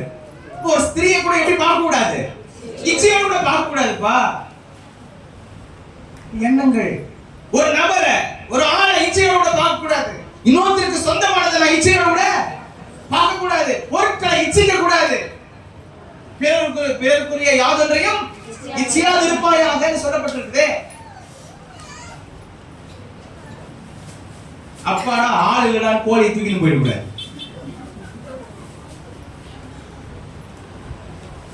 உணுதாது கோழி உணுதா? ஆடு உணுதா? அந்த நாய் உங்களுதா? இல்ல இந்த பொருள் உங்களுதா? ரோட்ல போயிட்டே இருந்தா ஒரு 10 ரூபாய் கீழே வந்திருக்கும். அப்பாடா கடவுளா பார்த்துட்டீங்கன்னா கொடுத்துறாரு. அவளா கொடுத்தாரு உண்டாது. அப்போ சரீரத்தால என்ன செஞ்சிட்டோம்? பாவம் செஞ்சிட்டோம். ஆத்மாவினால பாவம் செஞ்சிட்டோம். ஆவினால பாவம் செய்யறது என்னது? மீறுறது. எப்படின்னா இப்ப கர்த்தர் நம்முடைய இருதயத்துல வசனத்தை எழுதுறாரு. ஆமாவா? உடன்படிக்கை என்னதான்? நான் அவருடைய இருதயத்துல என்னுடைய வார்த்தைகளை என்னுடைய கட்டளைகளை என்ன பண்ணுவேன்? எழுதுவேன் அப்படின்னு சொன்னேன். எழுதுற கட்டளைகள் உள்ள இருக்கும் போது இப்போ அதுக்கு இது தப்புன்னு தெரிஞ்சே என்ன பண்ணுவோம், நம்ம மனசார அதை செய்யுது. அதுக்கு பேர் என்னது? மீறுதல். புல்தரையின் மேல் நடக்காதீர்கள் சொன்னா என்ன பண்றது? அது மாதிரி தான் நண்பர். இங்க எச்சில் துப்பாதீங்கன்னா அங்கதான் நிறைய துப்பி வச்சிருப்பான். இங்க சிறுநீர் கழிக்காதீங்கன்னா அதை பார்த்தே சிறுநீர் கழிச்சிருப்பான். செய்யக்கூடாதுன்னு சொல்றத செஞ்ச அதுக்கு பேர் என்னது? சொல்லிட்டதுக்கு அப்புறம் அப்போ ஆதாம் என்ன பண்ணான்னா, ஆதாம் செய்த பாவம் என்பது வெறும் பாவம் மட்டுமல்ல, அது மீறுதல். அது எதுல ஏற்பட்டுச்சு? ஆவியில. அப்ப மூணுலயே அவனுக்கு பாவம் செஞ்சிருக்கு. எது? ஆத்துமா. பாருங்க, ஸ்ரீயானவள் அதை என்ன பண்ணலாம்? இச்சித்தா. எங்க இச்சிக்கிறா? அப்ப முதல்ல எது பாவம் செய்யுது? ஆத்மா முதல்ல பாவம் செய்யுது. இப்ப இந்த ஆத்மா பாவம் செய்யறத இப்ப இவனுக்கு தெரியுமா தெரியாதா? இதை சாப்பிடக்கூடாதுன்னு அவனுக்கு தெரியுமா? பாம்பு கிட்ட என்ன சொல்றா? சர்ப்பத்துக்கு என்ன சொல்றா? தோட்டத்தில் உள்ள சகல விருட்சத்தின் கனிகளை நாம என்ன பண்ணலாம்? புசிக்கலாம். ஆனா இதை மட்டும் என்ன பண்ணக்கூடாது? புசிக்க கூடாது என்று கர்த்தர்களுக்கு சொல்லி இருக்காருன்னு சொல்றானே. சொன்னதுக்கு அப்புறம் என்ன பண்ணிருக்கணும்? அந்த இடத்தை விட்டு போயிருக்கணும். ஆனா இப்ப என்ன பண்ற? உள்ள அந்த பழத்தை பார்த்து அதை இச்சித்தா. அப்படின்னா இச்சை எங்க வந்துச்சு? இப்போ இருதயத்துக்குள்ள வந்துச்சு. இருதயத்துல யோசிச்சதை எதை பண்ண வைக்குது? சரீரம் அதை செய்ய வைக்குது. இப்ப கையை நீட்டி அந்த பழத்தை, கனியை பறித்து அதை பூசிட்டு இப்ப உள்ள நினைச்சதை கையால செய்கையான பண்ணிட்டாரு, செஞ்சிட்டா. அப்போ பாருங்க, இந்த மாதிரி நம்ம எத்தனை பாவங்கள் நம்ம செய்தோம். உள்ள யோசிச்சதை சரீரத்தால் என்ன பண்ணிருப்போம்? செஞ்சிருப்போம். அப்ப மூணுமே தான் இருக்குது. அந்த மீறுதலினாலே அவனுடைய ஆவி, ஆத்மா, சரீரம் முழுவதுமே கரைப்பட்டது. இந்த மூவற்றிலும் இருந்து ஒரு சுத்திகரிப்பை ஏற்படுத்த கூடுமானால் அது இயேசு கிறிஸ்துவின் ரத்தம் மாத்திரமே செய்ய முடியும். அல்லேலூயா, அல்லேலூயா, அல்லேலூயா. அதனாலதான் வார்த்தையானவர் ஆவியினாலே கர்ப்பம் தரிக்கப்பட்டு சரீரமுடையவராய் இந்த உலகத்துல வந்து அவர் தாமே அந்த சரீரத்தை கிழிக்கப்பட ஒப்பு கொடுத்தபடினாலே அவர் சரீரம் முழுவதுமாய் கிழிக்கப்பட்ட போது சாட்டினாலே அவரை அடித்தார்கள். சாட்டினால் அடித்தார்கள். அவரை குத்தினாக தலையில முன்முடியை சுட்டி அவரை அடித்தார்கள். சாட்டினால் அடித்த போது அவர் சரீரம் கிழிக்கப்பட்டு ரத்தம் தாரை தாரையாக சொட்டியது. சொட்டு சொட்டா விழுந்துட்டே இருந்துச்சு. யாருக்காக? எனக்காக. நான் செய்த பாவமே செய்யாத ஒரு மனுஷன். இயேசு கிறிஸ்துவை ஒருவரும் பாவி என்று சொல்ல முடியவில்லை. அவர் மரிக்கிற வரைக்கும் பரிசுத்தமானாய் மரித்தார். உலகத்தின் ஒட்டுமொத்த பாவங்களையும் தன்னை ஏற்றுக்கொண்டு நமக்காக பாவமானார், நமக்காக சாபமானார். நம்முடைய சாபங்களுக்காக, நம்முடைய பாவத்துக்காக அவர் பாவமானார், அவர் சாபமானார். இப்போ எப்படி ஒரு ஆடு, தப்பு செய்யாத ஆடு ஒரு மனுஷனுக்காக மரிக்கிறதுனால தப்பு செய்யாத ஆட்டு மேல இருக்கிற அந்த பரிசுத்தம் யாருக்குள்ள வருது? பாவம் செஞ்ச மனுஷனுக்குள்ள அந்த ரத்தத்தினாலே அவன் மேல என்ன பண்ணுது? வர்றது போல இந்த இயேசு கிறிஸ்துவின் ரத்தத்தினாலே தான் ஒரு மனுஷனுக்குள் சுத்திகரிப்பு ஏற்படுகிறது. ஆவியிலும் ஆத்மாவிலும் சரீரத்திலும் இது மூன்றின் மேலும் இயேசு கிறிஸ்துவின் ரத்தம் தெளிக்கப்பட வேண்டும். இந்த ரத்தம் சரீரத்து மேல மட்டும் தெளிக்கிறது இல்லை. அதனால ஞானஸ்தானம் எதை குறிக்குதுன்னா, ஞானஸ்தானம் சரீர பிரகாரமான சுத்திகரிப்பு ஏற்படுத்தும். அதுக்கு மட்டும் இல்லாம பரிசுத்த ஆவினாலே வருகிற ஒரு சுத்திகரிப்பு உங்க ஆவியில என்ன பண்ணணும்? ஏற்படணும். வார்த்தையாலே வருகிற சுத்திகரிப்பு உங்களுடைய ஆத்மாவிலே ஏற்படணும். அதனாலதான் ஞானஸ்தானம் எடுத்த பிறகு, ஞானஸ்தானத்துக்கு எதுக்காக அடையாளமா இருக்குதுன்னா, பழைய பாட்டில் நடந்த அந்த சரீர சுத்திகரிப்பு போலதான் ஞானஸ்தானம் ஒரு சுத்திகரிப்பு. பாவ மனுஷனுக்கு மரித்து நீதிக்கு நம்மை பிழைக்க செய்கிறது. அல்லேலூயா, அல்லேலூயா. நீதிக்கு பிழைக்க செய்கிறது. நீதிக்கு பிழைக்கிற ஒரு மனுஷன், அந்த மனுஷன் மறுபடியும் ஆத்மாவிலும் ஆவிலும் என்ன பண்ணுவான்? நிச்சயமா எப்படியாவது ஒரு பாவம் செய்வான்.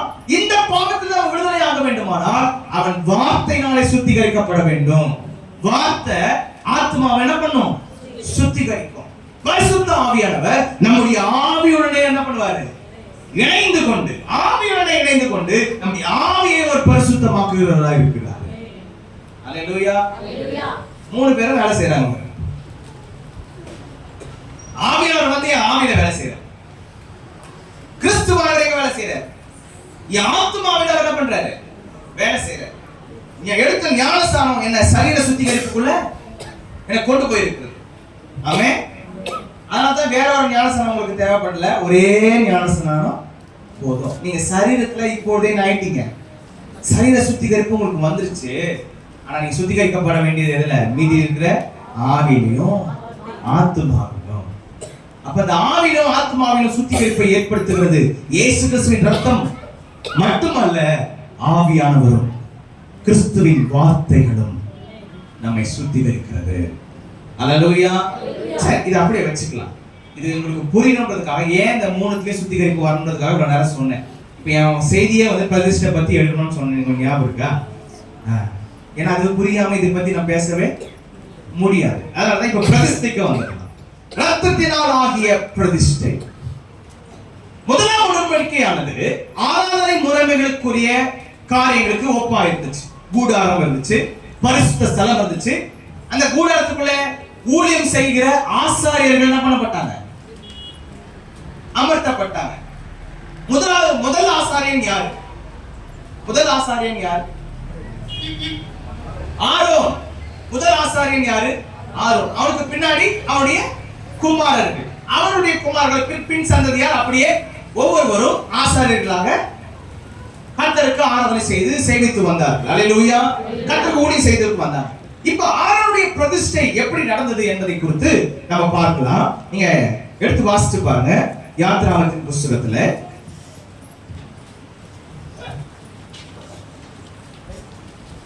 யாத்ராகமத்தின் புத்தகம் 29வது அதிகாரம் 20ஆம் வசனத்திலிருந்து 23ஆம் வசனத்து வரைக்கும் 22ஆம் வசனத்துக்கு வரைக்கும் நம்ம வாசிக்கலாம்.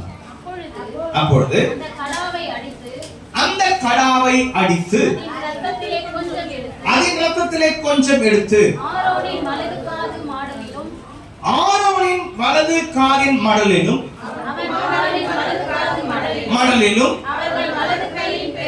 பெருவிரலிலும் பிரித்து தெளித்து இட்டு பலிபீடத்தின்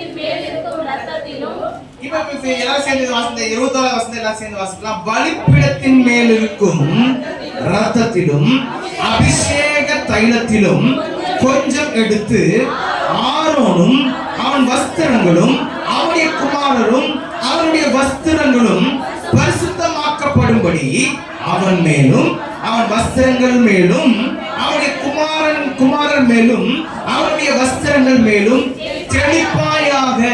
நல்லா கவனிங்க. ஒரு மனுஷன் கிறிஸ்து இயேசுவுக்குள்ள ரட்சிக்கப்பட வேண்டுமானால், ரட்சிக்கப்படும் போது அவனுக்கு முதலாவது கொடுக்கப்படுகிற ஒரு வஸ்திரம் உண்டு. பிரதிஷ்டை என்பது ஒரு பிரதிஷ்டை. நல்லா கவனிங்க. இயேசு கிறிஸ்துவை ஏற்றுக்கொண்டாவே, இயேசு கிறிஸ்துவை ஏற்றுக்கொள்ளக்கூடிய அந்த ஏற்றுக்கொள்ளுதலுக்கு அடிப்படை என்னன்னா இயேசு கிறிஸ்துவின் ரத்தம். ஆமா தானே? ஏன்னா அப்படி சொல்லிதான் உங்களை ரட்சிப்புல நடத்துவோம். இயேசு கிறிஸ்துவின் ரத்தம் உங்கள் சகல பாவங்களை நீக்கி உங்களை என்ன பண்ணும்? சுத்திகரிக்கும். இதை நீங்க விசுவாசிக்கிறீங்களா?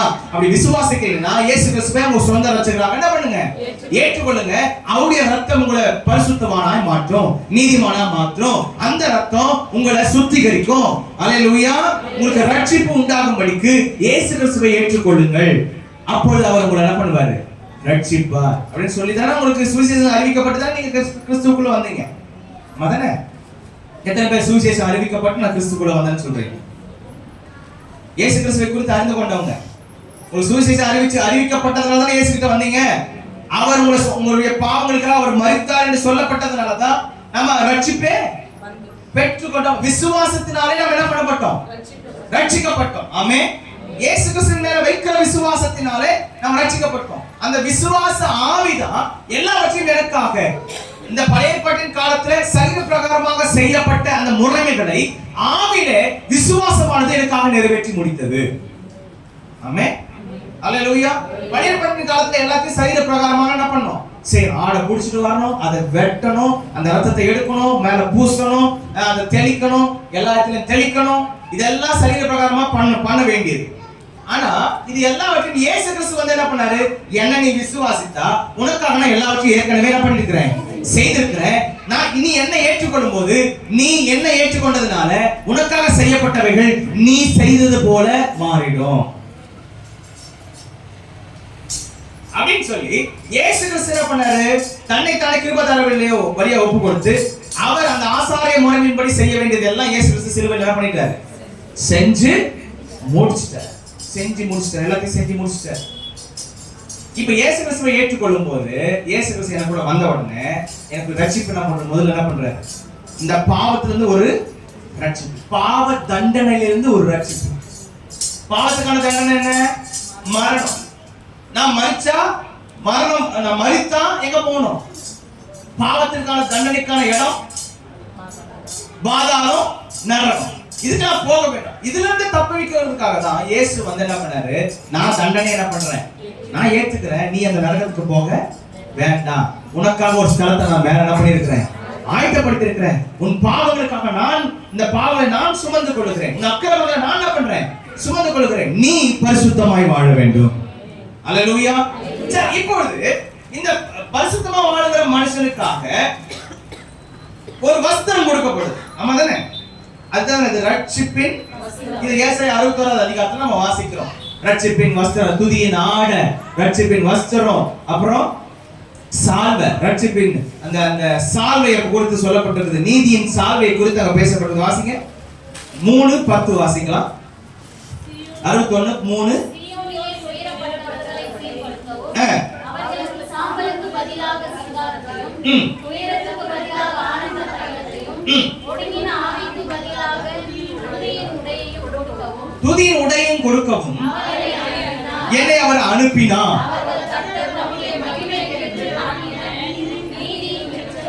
துதியின் உடைன்னு ஒரு வார்த்தை சொல்லப்பட்டிருக்குதா? ஒடுங்கின ஆவிக்கு பதிலாக துதியின் உடை. அப்புறம் 10வது வசனம் வாசிங்க. களி கூறுகிறது, அலங்கரிக்கிறது போல ஒப்பாக ரட்சிப்பின் வஸ்திரங்களை எனக்கு உடுத்தி. 3 காரியம் சொல்லப்பட்டிருக்கிறது பாருங்க. துதியின் உடை, ரட்சிப்பின் வஸ்திரம், நீதியின் சால்வை. இத ஒரு ஆர்டரா சொல்றேன் பாருங்க. முதல்ல ரட்சிப்பின் வஸ்திரம், அடுத்தது துதியின் உடை, மூன்றாவது நீதியின் சால்வை. நல்ல கவனிங்க, நல்ல கவனிங்க. ஒரு விஷயம் என்ன பாருங்க. நீதியின் சால்வை என்பது சரீரத்துக்காக கொடுக்கப்பட்டது. நீதியின் சால்வை என்பது என்னது? சரீரத்துக்காக கொடுக்கப்பட்டது. அப்புறம் துதியின் உடை, துதியின் உடை என்று சொல்லப்படுகிறது ஆத்துமாவுக்கு என்று ஆவிக்கென்று கொடுக்கப்படுகிறது துதியின் உடை. ரட்சிப்பின் வஸ்திரம் எனப்படுவது ஆத்துமாவுக்கு கொடுக்கப்படுகிறது. ஏன்னா ரட்சிக்கப்பட வேண்டியது சரீரமா ஆத்துமாவா? இது ரட்சிக்கப்படணும், இது ரட்சிக்கப்படணும். ஆத்மா தான் ரட்சிக்கப்படணும். ஏன்னா இந்த சரீரம் மண்ணுக்கு போயிடும், ஆத்மா தான் எங்க போகுது? கர்த்தருக்கு போகுது. அதுக்கு தான் என்ன தேவை? ரட்சிப்பு தேவை. ஆனால் அந்த 3 உடைகளை பற்றி வேதம் சொல்றதுக்கான காரணம், இந்த 3 நிலைகளில் ஒரு மனுஷன் பரிசுத்தம் அடையும் போது, ஒரு மனுஷன் இயேசு கிறிஸ்துவின் ரத்தத்தினாலே சுத்திகரிக்கப்படும் போது, ஆவியில, ஆத்மாவில, சரீரத்துல சுத்திகரிக்கப்படும் போது அவனுக்கு 3 உடைகள் கொடுக்கப்படுது. பாருங்க, ஒரு பிரதிஷ்டைன்னு சொன்னாவே ஆரோனுக்கு ஒரு பிரதிஷ்டை ஏற்படும் போது அந்த ஆரோனுக்காக வெளியேறப்பட்ட ஒரு வஸ்திரம் செய்யப்பட்டது. ஆமென். இந்த யாத்திராகமத்தின் புத்தகத்துல பாருங்க,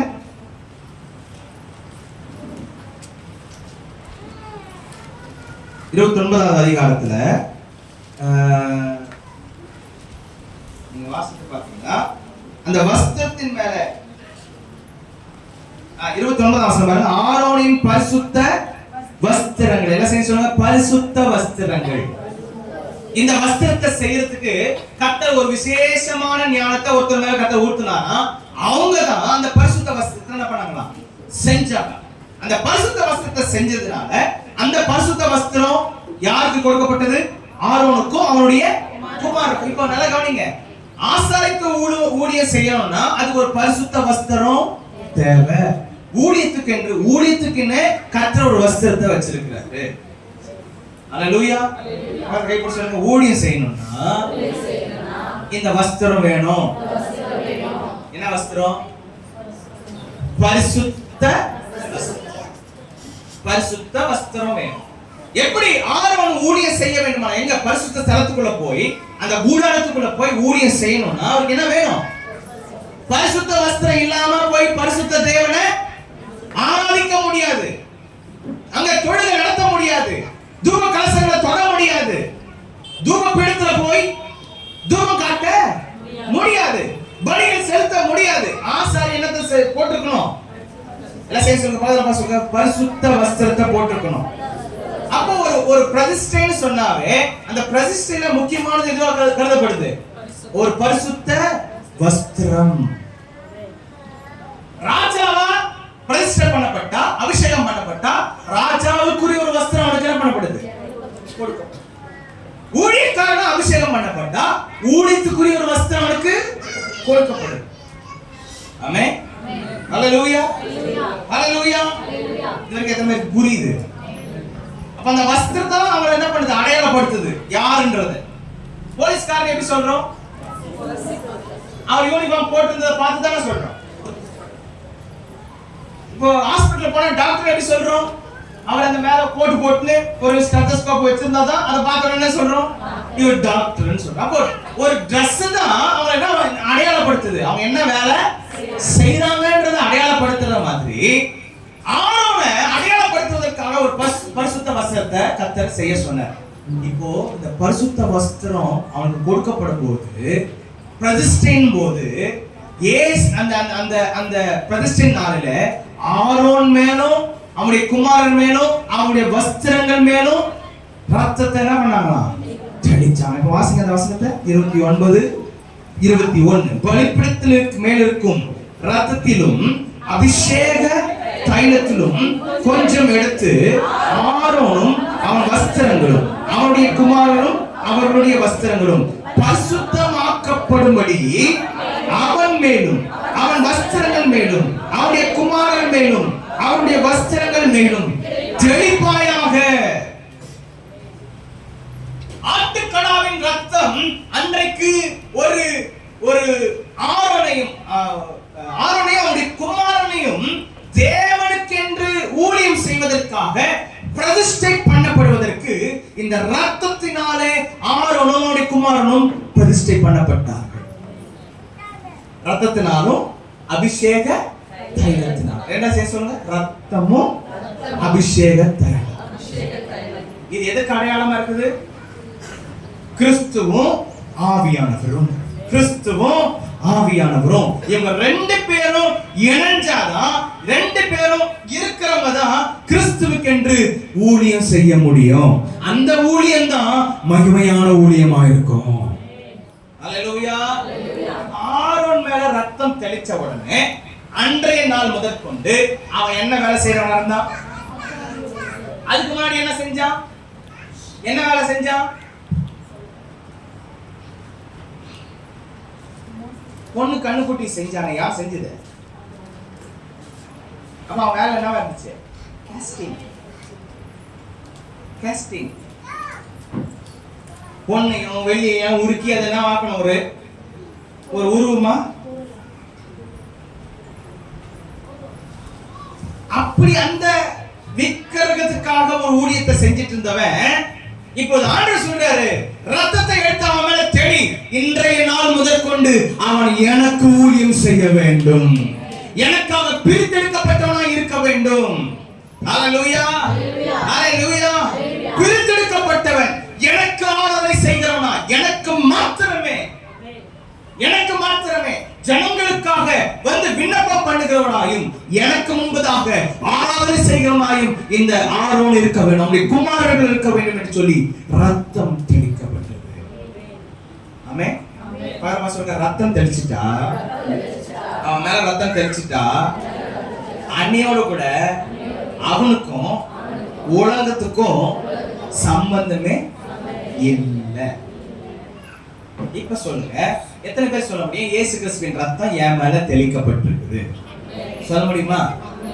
அப்படின்னா நீங்களும் இன்னமா பிரதிஷ்டை பண்ணப்பட்டிருக்கிறீங்கன்னு அர்த்தம்.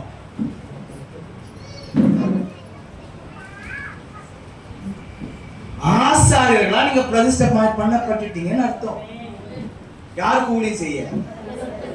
அதனால வாசிச்சோம், கிறிஸ்துவுக்கு ஊழியம் செய்வதற்காக அந்த ரத்தமானது, கிறிஸ்துவின் ரத்தமானது உங்கள் மனசாட்சியை சுத்திகரித்து செத்த கிரியைகளை சுத்திகரிப்பது அதிக நிச்சயம். யாருக்கு ஊழியம் செய்யறதுக்கு? கர்த்தருக்கு. அப்ப ரத்தம் எதுக்காக தெளிக்கப்படுதுன்னா, இந்த ரத்தத்தினாலாகிய பிரதிஷ்டை எதுக்காகனா உன்னை என்னையும் கிறிஸ்துவுக்காக ஊழியம் செய்வதற்காக உண்மையிலும் என்மையிலும் இந்த ரத்தம் தெளிக்கப்படுது. பாதப்பா சொல்லுங்க, கைப்பிடிச்சு சொல்லுங்க, உன் ஆவில ஆத்மாவில சரீரத்துல சுத்திகரிப்பு ஏற்படுத்த உடனே இந்த மூணுக்கும் உடைகள் கொடுக்கப்பட்ட பின்பு, என்ன உடைகள்? நீதியின் சால்வை, ரட்சிப்பின் வஸ்திரம், துதியின் உடை, இது மூணுக்கும் கொடுக்கப்பட்ட பின்பு இப்பொழுது உண்மையிலே இயேசு கிறிஸ்துவின் ரத்தம் தெளிக்கப்படுகிறது. நீ கர்த்தருக்கு ஊழியம் செய்ய வேண்டும், நீ கர்த்தரை ஆராதிக்க வேண்டும், கர்த்தருக்கு முன்பதாக பாவ நிவர்த்தி செய்வதற்காக, ஜனங்களுக்காக விண்ணப்பம் பண்ணுவதற்காக கர்த்தர் உன்னையும் என்னையும் தேர்ந்தெடுத்திருக்கிறார், அழைத்திருக்கிறார், தெரிந்து கொண்டிருக்கிறார். இப்ப ஆரோடைய வேலை, அவருடைய குமாரனுடைய வேலை என்ன ஊழியம்? இப்ப அவனுக்கு ஆனோதினமும் எங்க இருக்கணும்? அவன் ஆனோதினமும் யாருக்கு ஊழியம் செய்யணும்? அப்ப ஜீவனுள்ள நாளெல்லாம் கர்த்தருக்கு ஊழியம் செய்யும்படிக்கு கர்த்தர் உன்னையும் என்னையும் தமது ரத்தத்தினாலே பிரதிஷ்டை பண்ணியிருக்கிறார். இந்த தெளிக்கப்படுகிற ரத்தத்தினருக்கு நீங்கள் வந்து சேர்ந்திருக்கிறீர்கள். வாசிக்கலாம். எபிரேயர்கள் நிருபம்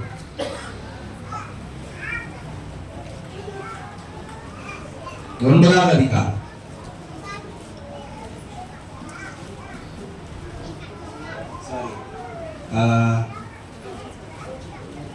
தெளிக்கப்படுகிற ரத்தத்தினருக்கு நீங்கள் வந்து சேர்ந்திருக்கிறீர்கள்.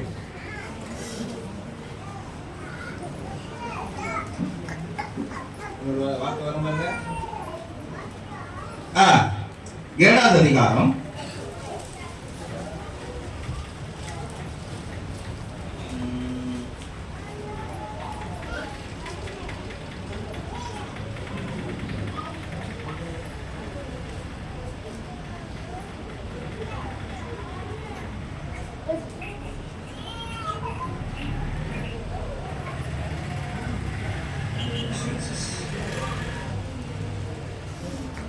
இந்த வார்த்தை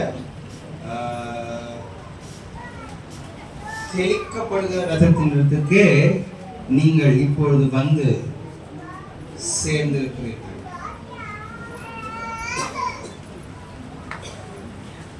மனசாட்சி நீங்க தெளிக்கப்பட்ட இதயம் உள்ளவர்களாயும் சுத்த ஜலத்தால் கழுவப்பட்ட சரீரம் உள்ளவர்களாயும் உண்மையுள்ள இருதயத்தோடும் விசுவாசத்தின் பூரண நிச்சயத்தோடு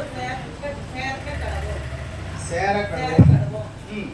அல்லாமலும் நம்முடைய நம்பிக்கையை அறிக்கையிடுவதில் அசைவில்லாமல் உறுதியா இருக்க கடவோம். வாக்குத்தத்தம் பண்ணினவர் உண்மையுள்ளவராய் இருக்கிறார். 12ஆம் அதிகாரம் 24ஆவது வசனம். புது உடன்படிக்கையின் மத்தியஸ்தராகிய இயேசுவினிடத்திற்கும் ஆவினுடைய ரத்தம் பேசினதை பார்க்கிலும் நன்மையானவர்களை பேசுகிற ரத்தமாகிய தெளிக்கப்படும் ரத்தத்தினத்திற்கும் வந்து. இப்ப இந்த ரத்தம் உங்கள் மேலே தெளிக்கப்பட்ட பின்பு, இந்த ரத்தம் தெளிக்கப்பட்ட பின்பு நீங்கள் என்ன ஆயிட்டீங்க? முதல்ல இயேசு கிறிஸ்துவின் ரத்தம் என்ன பண்ணுது? பாவத்திலிருந்து என்ன கழுவி சுத்திகரிக்கிறது, என்ன பரிசுத்தமாக்கின பின்பு இப்பொழுது பரிசுத்த ஆவியின் அபிஷேகத்தை என்ன பண்றேன்? இப்ப முதல்ல ஞானஸ்நானம் எடுக்கிறேன்னா, ஞானஸ்நானம் என் பாவத்தை கழுவி சுத்திகரிக்குது. அப்புறம் பரிசுத்த ஆவியின் அபிஷேகத்தை என்ன பண்றேன்? இப்ப ரெண்டுமே என்ன ஆகுது? இயேசு கிறிஸ்துவின் ரத்தமும் அப்புறம் அபிஷேக தைலமும் இது எடுத்து இது ரெண்டும் எனக்குள்ள வரும்போது எனக்குள்ளே அந்த புது உடைகள் என்ன பண்ணப்படுது? கொடுக்கப்படுது. மூணுத்துக்கும் உடைகள் கொடுக்கப்படுது. என்னென்ன உடை? நீதியின் சால்வை, ரட்சிப்பின். நீதியின் சால்வை எதுக்குன்னு சொன்னேன்? சரீரத்துக்கு. நீதியின் சால்வை எதுக்கு? ஏன்னா நீதிக்கு என்ன பண்ணணும்? பிழைக்கணும். பாவத்துக்கு மரிக்கணும், நீதிக்கு அதுதான் சரீரம். நீதிக்கு பிழைப்பதற்காக சரீரம். இரண்டாவது துதியின் உடை. எதுல? ஆவியில. ஆவியில துதியின் உடை. ஆவி கர்த்தரை ஆராதிக்கிறதா இருக்கணும். ஆவியில கர்த்தரை என்ன பண்ணணுமா? ஆவியோடும் உண்மையோடும் கர்த்தரை தொழுது கொள்ள வேண்டும். அப்ப ஆவியோடும் உண்மையோடும் தொழுது கொள்ள வேண்டும்னா ஆவியிலிருந்து கர்த்தரை என்ன பண்ணணும்? நம்ம தொழுது நடத்தணும். அதுக்கு தான் துதியின் உடை. ஆவிக்கு துதியின் உடை அதுக்குதான். அப்போ ஆத்மா ஈடேற ரட்சிக்கப்பட வேண்டுமானால் அதுக்கு என்ன தேவை? ரட்சிப்பின். அப்ப ரட்சிக்கப்பட்ட ஆத்மாவுக்கு கர்த்தர் கொடுக்கிற வஸ்திரம் என்ன? ரட்சிப்பின் வஸ்திரம். அல்லேலூயா. ஆவியானவர் கொடுக்கிற வஸ்திரம் என்ன? துதியின் உடை. துதியின் உடையை அவர் கொடுக்கிறாரு. இப்ப சரீரத்துக்கு கொடுக்கப்படுகிற வஸ்திரம் என்ன? நீதியின் சால்வை. நீதி. ஆமென். அல்லேலூயா. இப்பொழுது இப்படி வஸ்திரம் கொடுக்கப்பட்டவர்கள், வஸ்திரத்தை உடையவர்கள் என்ன ஆகணுமா? ஆசாரித்துவ ஊழியம் செய்வதற்கான பிரதிஷ்டை அடையணும்.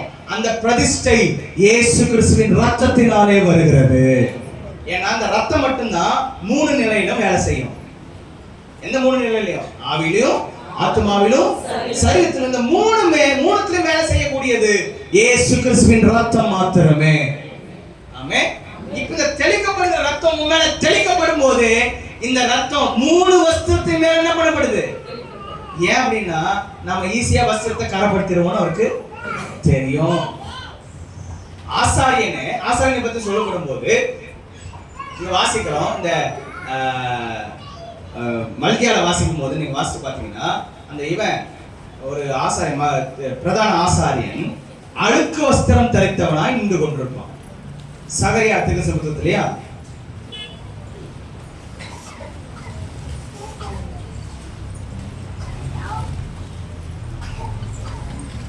பிரதான ஆசாரியன் ஆகிய யோசுவா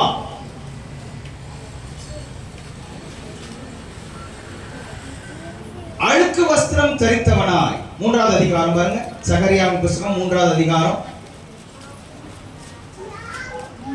1ஆம் வசனம் பாருங்க. முதல்ல கர்த்தருடைய தூதன் முன்பாக நின்றான். சாத்தான் அவனுக்கு விரோதம் செய்ய அவனுக்கு வலது பக்கத்திலே நின்றான். அவன் வலது பக்கத்தில் நின்றதுக்கான காரணம் என்ன? 3வது வசனம். யோசுவாவும் எனில் வஸ்திரம் தரித்தவனாய். சொல்லுங்க. கர்த்தர் வஸ்திரம் கொடுத்தாலும் அந்த வஸ்திரத்தை யார் அழுக்காக்கிறது? பிள்ளைங்களுக்கு நல்ல வஸ்திரம் போட்டு ஸ்கூல்ல இருந்து ஸ்கூலுக்கு அனுப்புவீங்க. வீட்டுக்கு வரும்போது பிள்ளைங்க எப்படி வரும்? அப்படியே சுத்தமான அப்படியே வரும்ல. அப்படியே போட்டா எப்படி வஸ்திரம் எப்படி வெள்ளையா இருந்துச்சோ, எப்படி வெள்ளையா இருந்துச்சோ அப்படியேதான் வரும். அப்படிதானே? ஏன் என்ன ஆயிடுது? ஏன் அது போய் அங்க போய் என்ன பண்ண? அந்த இடத்துல விளையாடுது, மற்ற பசங்களோட சேர்ந்து விளையாடுது, பேசுது. ஒருத்தங்க அழுக்காவோட கூட ஒருத்தர் என்ன பண்ண? அந்த ட்ரெஸ்ஸை பிடிச்சு இழுப்பான். இவங்க கீழே இழுத்த உடனே கீழே போய் மண்ணில் அவன் கீழுவான். அதிலே முண்டு பேரண்டு அடிச்சு பிடிச்சி அதுக்கப்புறம் வீட்டுக்கு வரும்போது ஒரு கோலமா வருவாங்க பாருங்க. உடனே அம்மாவுக்கு என்ன வரும்?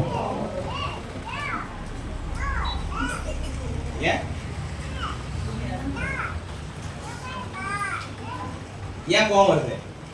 நான் எப்படி போட்டு அனுப்புனேன் அப்படியே இருக்க முடியுமா? பக்கத்துல பாஸ் கை பிடிச்சு சொன்னேன்.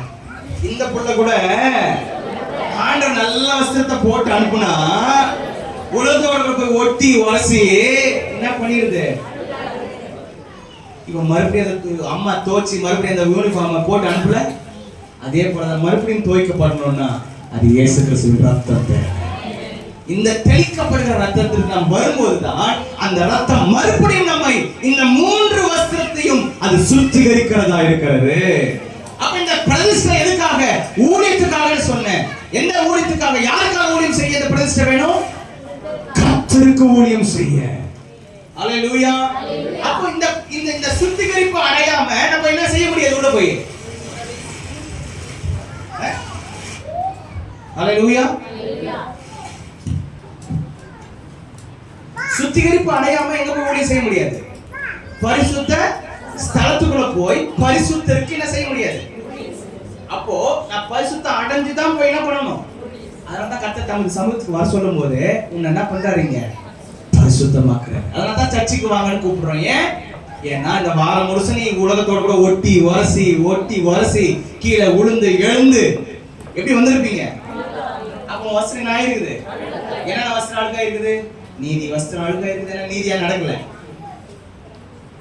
துதியின் வஸ்திரம் அழுக்கா இருக்குது. ஏன்னா ஆண்டவரை சரியா ஆராதிக்காம துதிக்காம வேற எதுலயோ போய் என்ன பண்ணிருப்போம், கொஞ்சம் அதை துதிச்சிருப்போம், அதை கொஞ்சம் பெருமையா பேசியிருப்போம், அதை மகிமைப்படுத்தி இருப்போம், மனுஷனை மகிமைப்படுத்தி இருப்போம். அதனால இந்த துதி நாடகம் இருக்கும். அப்புறம் ரட்சிப்பின் வஸ்திரம் ஆத்மாவிலே துணிகரமான பாவங்களை உள்ள எண்ணங்களால செய்ததுனால ரட்சிப்பின் வஸ்திரம் ஆயிடுச்சு. இன்னைக்கு கர்த்தர் இந்த மூன்றை இன்னைக்கு பரிசுத்தமாக்க நம்மை கொண்டு வந்திருக்கிறார். நீங்க சொல்ல ஆண்டவரே, என்னுடைய துதியின் ஆடை, என்னுடைய ரட்சிப்பின் வஸ்திரம், என்னுடைய நீதியின் சால்வை இன்னைக்கு சுத்திகரிக்கப்படட்டும். இயேசு கிறிஸ்துவின் ரத்தம் மறுபடியும் என் மேல் தெளிக்கப்படுவதாக. இன்றைக்கு நான் என்னை பிரதிஷ்டை பண்ண ஒப்பு கொடுக்கிறேன். உங்களுடைய ஊழியத்துக்காக, உங்களுக்கு ஊழியம் செய்வதற்காக, உண்மை ஆராதிப்பதற்காக, சகல ஆராதனை முறைகளுக்காக நான் என்னை இன்றைக்கு ஒப்பு கொடுக்கிறேன். ஆண்டவரே, இயேசு கிறிஸ்துவின் ரத்தம் என் மேல் தெளிக்கப்படுவதாக. இயேசு கிறிஸ்துவின் ரத்தம் இப்போது என் மேல் தெளிக்கப்படட்டும். என்னுடைய ஆவி, என்னுடைய ஆத்மா, என் சரீரம் முழுவதுமாய் சுத்திகரிக்கப்படுவதாக. இந்த ஆவி, ஆத்மா, சரீரத்தில் கொடுக்கப்பட்ட வஸ்திரங்கள் இப்போது இயேசு கிறிஸ்துவின் ரத்தத்தினாலே சுத்திகரிக்கப்படுவதாக. ரத்தத்தினாலே தோய்க்கப்படுகிற அளவுக்கு என் மேல ரத்தம் தெளிக்கப்பட்டாங்க. என் வஸ்திரங்கள் ரத்தத்திலே தோய்க்கப்பட எப்படி ஒரு வஸ்திரத்தை போட்டு டிடர்ஜென்ட் எல்லாம் போட்டு மேட்டிக் லிக்விட் எல்லாம் போட்டு அதை வாஷிங் மெஷின்லயோ கையிலயோ போட்டு தோச்சி நம்ம சுத்திகரிக்கிறோமோ, அது போல இன்னைக்கு இயேசு கிறிஸ்துவின் ரத்தம் இந்த வஸ்திரங்களை முழுவதுமாய் சுத்திகரிப்பதற்கு இன்னைக்கு நம்ம தெளிக்கப்படுகிறது. ஹalleluya. எத்தனை விசுவாசிக்கிறீங்க? இன்றைக்கு அந்த ரத்தம் என் மேல தெளிக்கப்படுது. இயேசுவின் நாமத்தில் கர்த்தர் அந்த ரத்தத்தை தெளிக்கிறாரு, நம்ம மேல தெளிக்கிறாரு. நம்முடைய ஆவி, ஆத்மா, சரீரம் முழுவதுமாய் சுத்திகரிக்கப்படுகிறது. இப்போ சுத்திகரிக்கப்பட்ட பின்பு இந்த ரத்தத்தோடு கூட, இயேசு கிறிஸ்துவின் ரத்தத்தோடு கூட போய் இப்போ நான் இயேசுக்காக ஊழியம் செய்ய முடியுமா, முடியாதா? எப்படி ஆசாரியன் ரத்தத்தை கொண்டு பரிசுத்த ஸ்தலத்துக்குள்ளேயோ மகா பரிசுத்த ஸ்தலத்துக்குள்ளே போய் பிரதான ஆசாரியனும் போய் ஊழியம் செய்தார்களோ, அது போல நீங்களும் நானும் மனசாட்சியில சுத்திகரிக்கப்பட்டவர்களா, சரீரத்துல சுத்திகரிக்கப்பட்டவர்களா, ஆவியில சுத்திகரிக்கப்பட்டவர்களா நான் போய் கிறிஸ்துவுக்காக ஊழியம் செய்யும் போது அந்த ஆலயத்துல தேவ மகிமை இறங்கி வரும். ஹalleluya, ஹalleluya. ஆசாரியர்கள் போய் ஊழியம் செய்யும் போது அங்க தேவ மகிமை என்ன பண்ணுச்சு, இறங்கி வந்துச்சா இல்லையா? நான் சொல்றேன், இன்னைக்கு நீங்க சுத்திகரிக்கப்பட்டவர்களா இப்ப நீங்க ஊழியம் செய்வீங்கன்னா அங்க தேவ மகிமை இறங்கி வரதை நீங்க பார்க்க முடியும். அங்க அற்புதங்கள் நடக்கிறத பார்க்க முடியும். அங்க அடையாளங்கள் நடக்கிறத பார்க்க முடியும். சுத்திகரிக்கப்பட்டவர்களாய் மாற வேண்டும் என்பதுதான் இயேசு கிறிஸ்துவின் விருப்பம். ஹalleluya. இன்னைக்கு அந்த தேவன் தான் இங்க வந்திருக்கிறார். அப்படியே சீக்கிரமா எழுந்திருக்கலாமா? கர்த்தருடைய ஆவியானவர் நம்மத்துல இறங்கி வந்திருக்கிறார். எனக்கு கர்த்தருடைய ஆவியானவர் ஆவியிலே கிரியை செய்ய வேண்டும் என்று விரும்புகிறார். ஹalleluya, ஹalleluya.